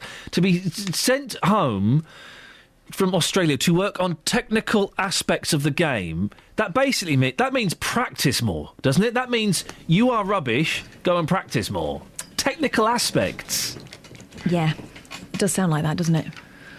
08459 455 555. We're still talking this morning about whether it's acceptable. Let me finish before you I was going to say about butt in. cricket. What I do know about cricket is you don't have to be brilliant at everything. You don't have to be an all-rounder. Some of them are just good at bowling. No, and rubbish at batting. I thought the all-rounders meant that you were okay at everything, but not brilliant. But if you were like a batting specialist, you'd be a batsman. Imagine if the best thing you can do is fielding. Catching. I can catch a really heavy ball. They are hard, though, and frightening. I caught a cricket ball once. Never again. Never again. It's one of the most painful things in the world, isn't it? I've taken a couple to the head in my time. Call 08459 455 555. BBC Three Counties Radio. Oh, dear, well, there's an image. There's an image if you're off on your way to work. I'm not letting her near a microphone again. So, story in the paper. Couple took their children out of school for a week's holiday in Rhodes, could face jail for refusing to pay fines. I don't think there's anything wrong with taking your kids out of school for a week. 2 weeks? If you're going for 2 weeks, you definitely have to ask the school for some work for the kids to do on holiday. You definitely have to do that and make the offer of them doing more homework for a week after they get back. So they're playing catch-up in the 2 zone, OK? What's that from? You're playing catch-up in the 2 zone. What is that from? Biker Grove? No, Spooky. OK, it's a quiz. Oh, no, what? OK. What voice is that? Naughty. OK, so, you're playing catch-up in the 2 zone. I'm a fruit. I'm round and I'm orange. What am I? What is that? That's a programme. Oh. Kelly, you won't know. You're a child. Do it again. Is it Cosmo and Dibs? No, it's a quiz. It's a quiz. Do it again. OK. You're playing catch-up in the 2 zone. Oh, is it Going for Gold? Henry Kelly. Yes, it is. Excellent impression. OK, I'm Henry Kelly. You're playing catch-up. Where is he from? From Ireland. There's the accent. Is that what that is? And they would have rounds. It was Going for Gold was a brilliant quiz. They were all from different countries. But it was I'm André from Brussels. They were all from Europe, but it was conducted in English. You foreign suckers. They often won. OK. You're playing catch-up in the 2 zone.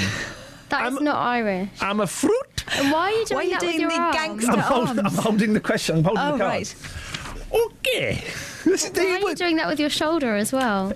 You're pushing your head into your shoulder. Oh, goodness. You're playing catch-up in the 2 zone. I'm a fruit. The 2 zone? I'm round and I'm orange. What? Oh. Oi, is it the potato, Henry? A fruit. It was good, that. And he had a lovely side parting. He did, Henry Kelly. I once saw him running out of a pub because his mobile phone went off. You weren't allowed to have mobile phones in that pub. And the theme song went, the heat is on, the time is right. It's time for you. Did it right. 'Cause people are coming, everyone's trying to be the best that they can when they're going for gold. Now, my friend Carvis and Bobak, they're Iranian, so don't make fun of their names. That'd be racist. I wouldn't. Their dad thought that the first line to the song was not the heat is on, but the him is on. Thought it was the him is on. And he thought that all of the lines were sung in European languages. Anyway, 1969. Anyway, thank you very much for that. Text. I'm waiting for you to sort out what the next thing is. Or is it just me? Yes. I've yet to hear you tell an interesting story. Oh. What, you didn't like the Henry Kelly running out of the pub thing? What was the point in that? To answer his phone. Why did he have to leave the pub? Not allowed in with a mobile. What pub is this? It was the Victoria pub in Highgate. Why aren't you allowed in with your phones? Rude. I used to live opposite it. And the house that I used to live in, my favourite house I've ever lived in, I wish I bought it. Do you know who used to live in there one time before me with a buffer of one person? Give me a clue. Crispy and Mills. Don't know who that is. Oh, I had a big thing about him in the 90s. Hayley Mills' son. Oh, yeah, I know him from Cooler Shaker. Govinda Jaya Jaya. Govind, yeah. Tatva Towers. I used to live in Tatva Towers. I love that album. A lot of people were very snooty about it. The first album is brilliant. I thought it was great. Govinda Jaya Jaya. It's good. Anyway, right. Anyway, you stop dragging me off on tangents. Did you ever hear the Shire Horses version? No. Chicken tikka papa dum. I can't remember how it went. Oh, a bit racist, was it? No, it wasn't. It was all about going out for an Indian. Oh, right, because they played Indian-style music, so it's OK to just say Indian. Oh, I've got a caller. Hey, well done. Some texts. Maff in Hanslope says, my daughter really thrives on topics at school. It joins the Learning Up. This term they are looking at World War II. She's so excited. I've asked for time off at school for her in May. We're going to invade Poland. Maff. We've done those ones. OK, right. Let's have a quick look at the Facebook page. You've been very, very vocal on Facebook this morning. And for that, we can only thank you. 08459 455 555, facebook.com/BBC3CR. Let's look. Drake says, nobody would dispute the benefit of seeing and experiencing other cultures, but I don't think you see much culture in Sharm el-Sheikh or Benidorm. Just as much education and experience can be gained by holidaying in the UK, and using supermarket loyalty schemed wisely can save hundreds of a holiday. The thing is as well, OK, here's the thing about it. It doesn't have to be abroad, but let's just talk about going abroad for a moment. It's the experience of packing your clothes, the experience of going to the airport, of seeing how immigration works, of seeing how security checks work. All of those things are part of the learning experience. When I was a kid at school, they took me to the local shops to see what a supermarket was like. Oh, for goodness sakes. You still go through immigration and check your bags in during the school holiday? Ashley says... during the school holidays. Yes, OK. I'm still on. Yes, you are. Ashley says, if it is a worthwhile cultural holiday where they will learn something, then I do not see an issue about it. And I intend to take my children out for that purpose. But not for beach skiing holidays. Those are for break times. Yes, it costs extra, but that's just the way it is. Education is important for our children. If you want them to be able to afford decent holidays in their future, they should be studying hard too. Seriously, Ashley, a week, 5 days of reading The Wife of Bath, 5 days of looking at population growth in Addis Ababa. Really? Can I suggest an educational experience? Please do. Teaching your children to save up. You can't always have it straight away. We won't go on holiday this year, but we're saving up. But this is where your argument falls on its don't save up. Backside. This family have not had a family holiday for 5 years. It's not like they're going off skiing every half term and then going to Sharm el-Sheikh. They have not had a family holiday for 5 years. How much are they saving by going in term time? If it's about money, how much are they saving by going in term time? It's not necessarily about money. Apparently. It's about when they can. So why didn't they pay the fine if it was that important? I mean, just soulless.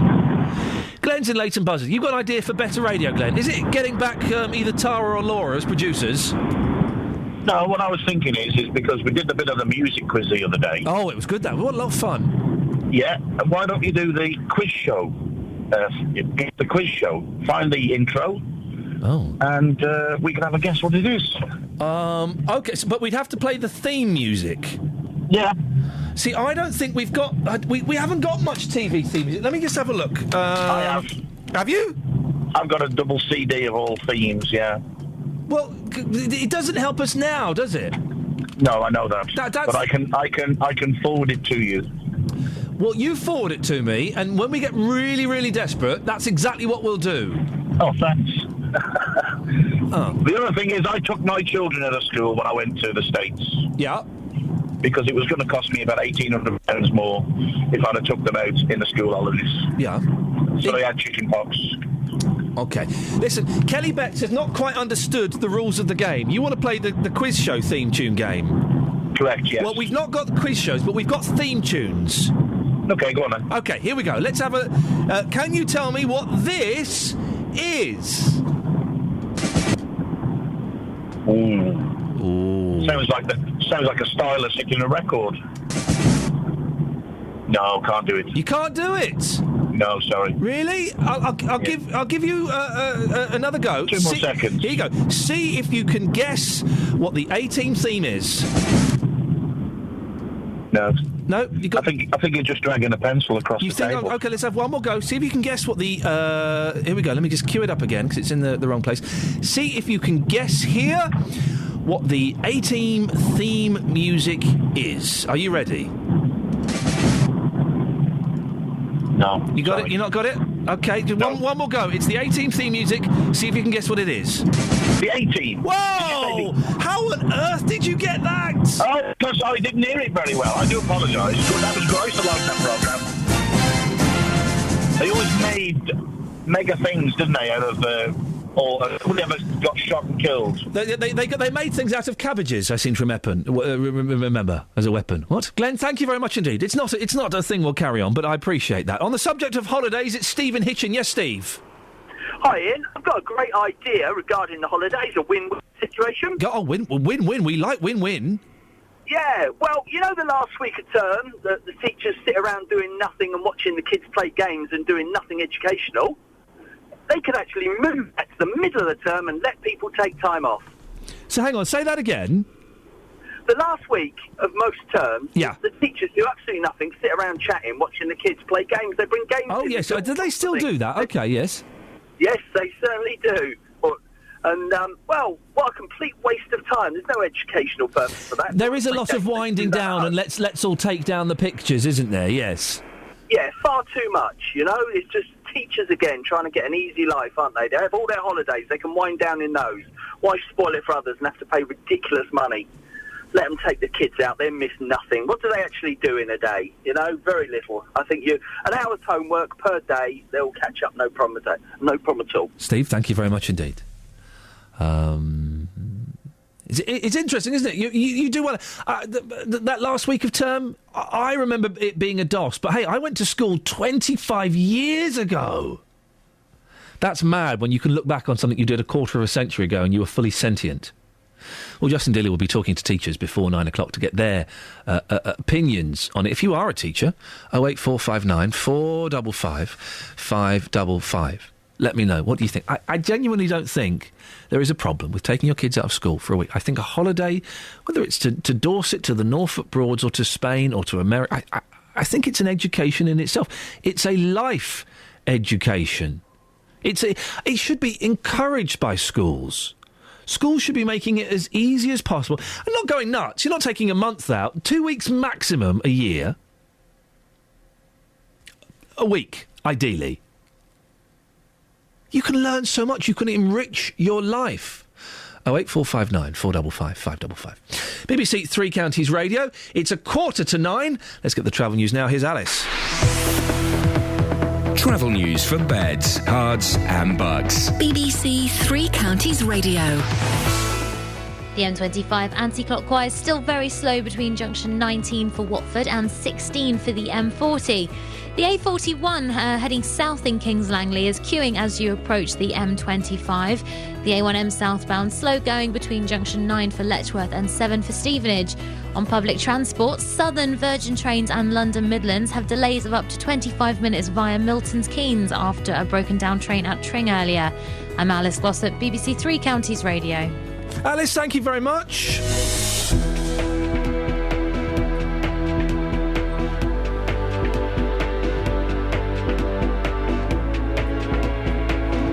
Right, it's 8:46 or thereabouts. It's Wednesday the 15th of January. I'm Iain Lee. These are your headlines. BBC Three Counties Radio. The Police and Crime Commissioner for Bedfordshire says he's learnt his lesson after being reprimanded for giving away confidential information. A woman from Bedford who ran up a huge legal bill over a council tax row is now having to live in a tent.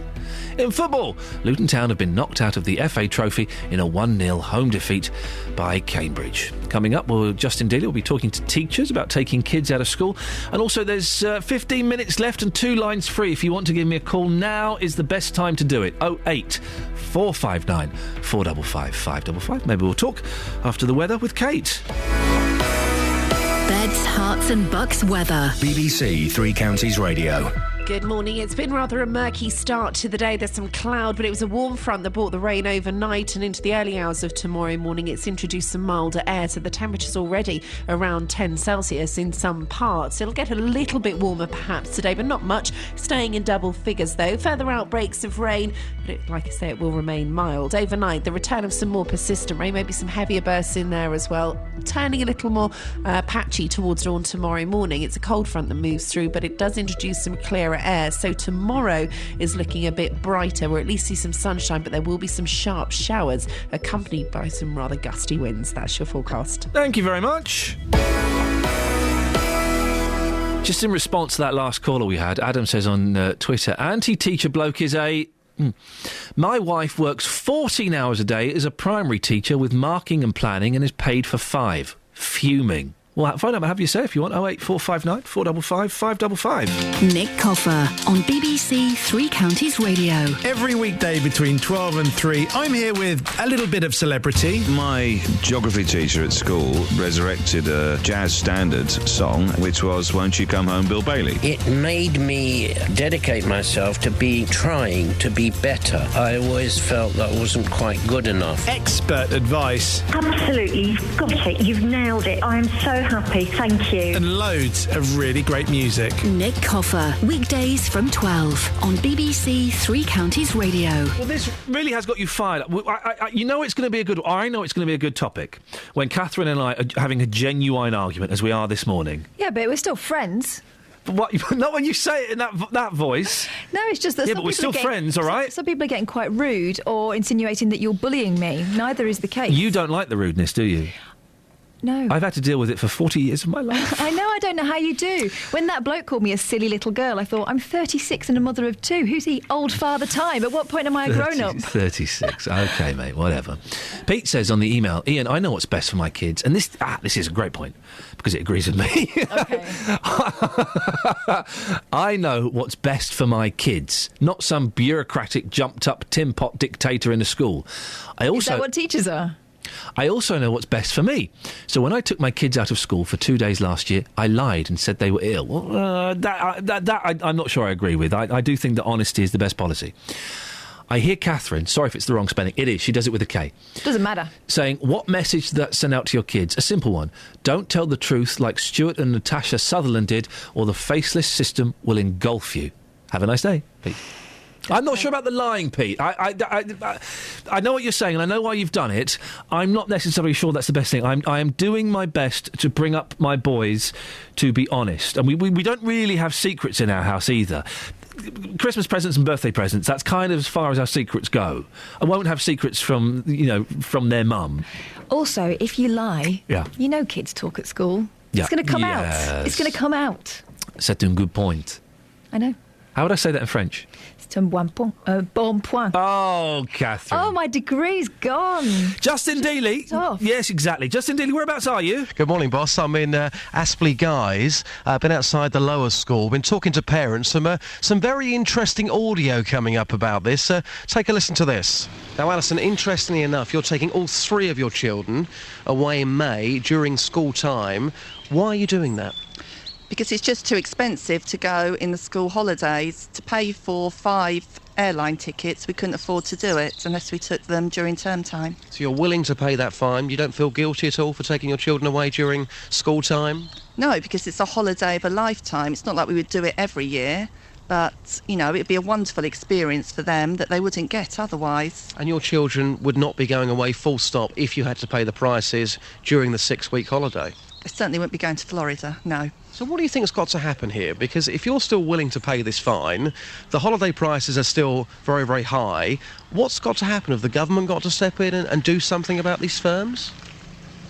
It would be nice if they did step in. I know there's lots of talk about changing the school terms to give you more opportunity to go away.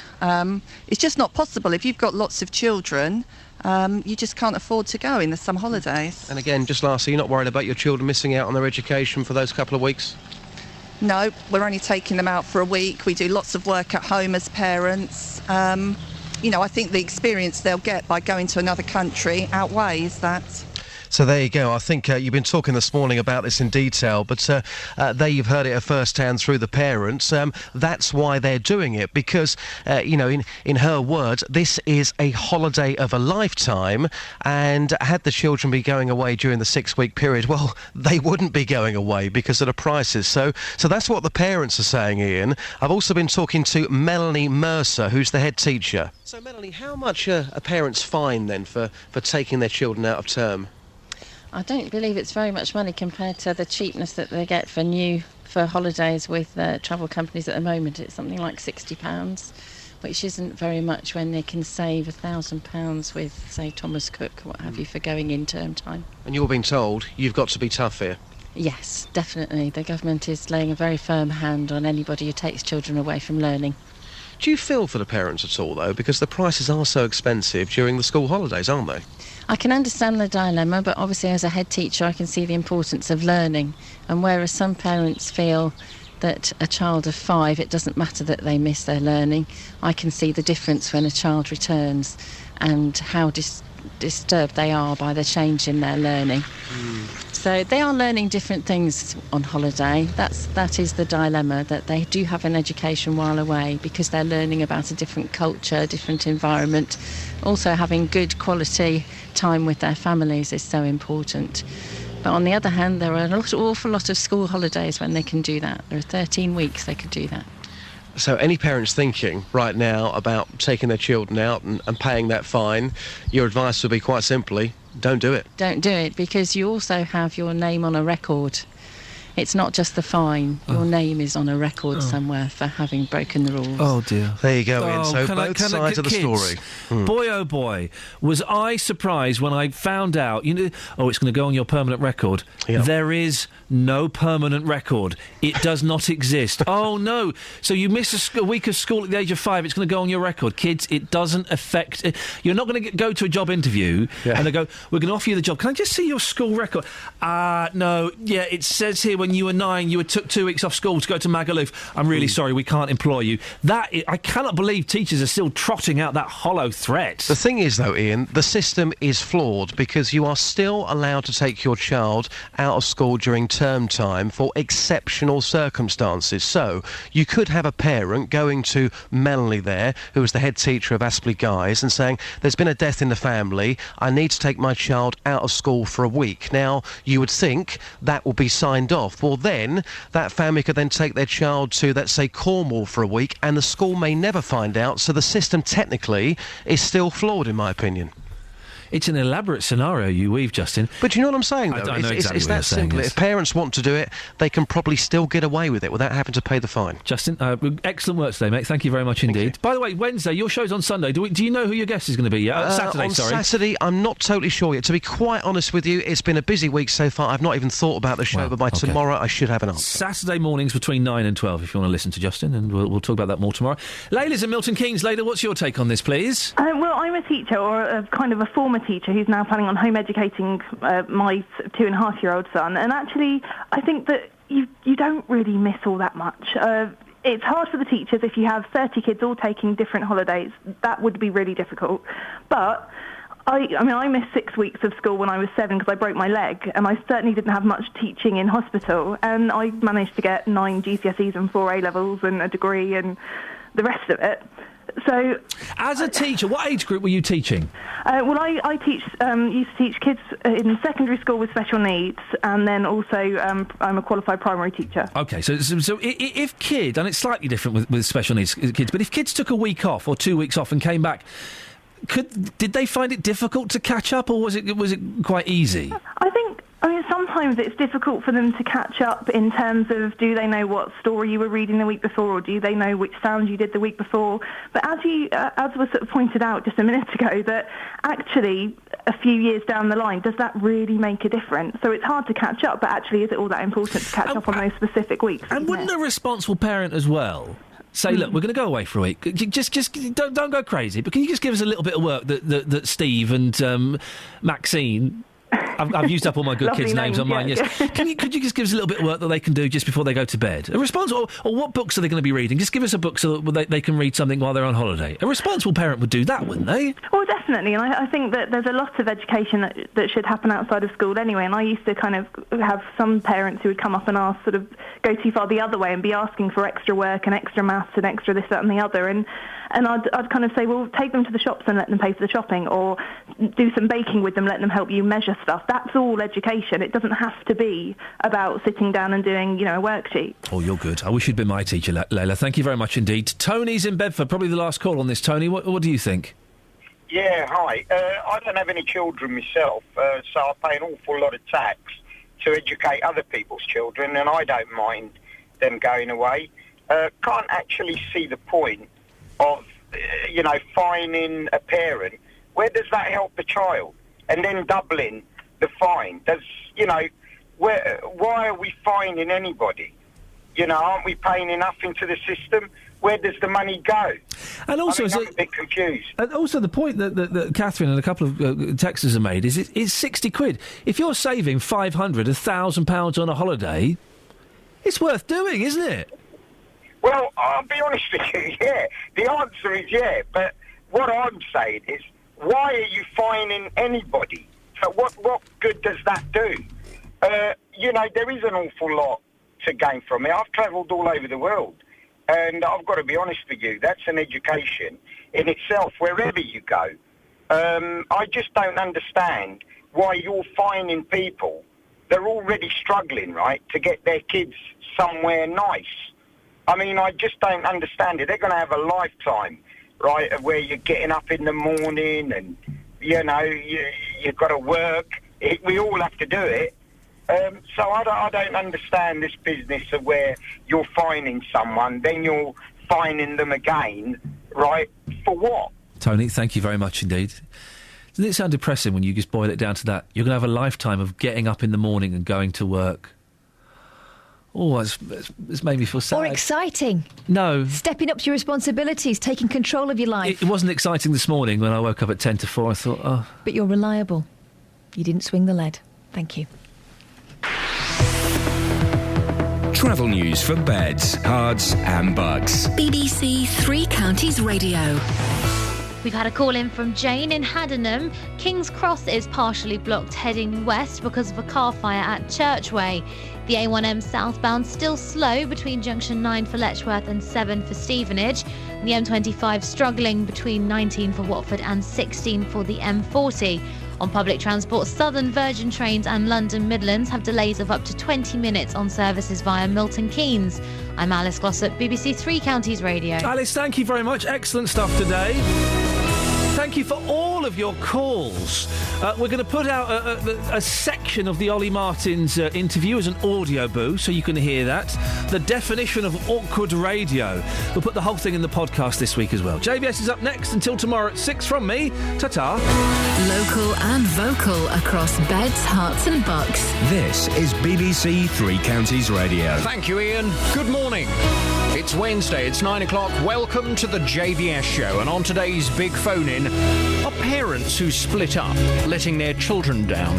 A senior Conservative has told journalists divorced and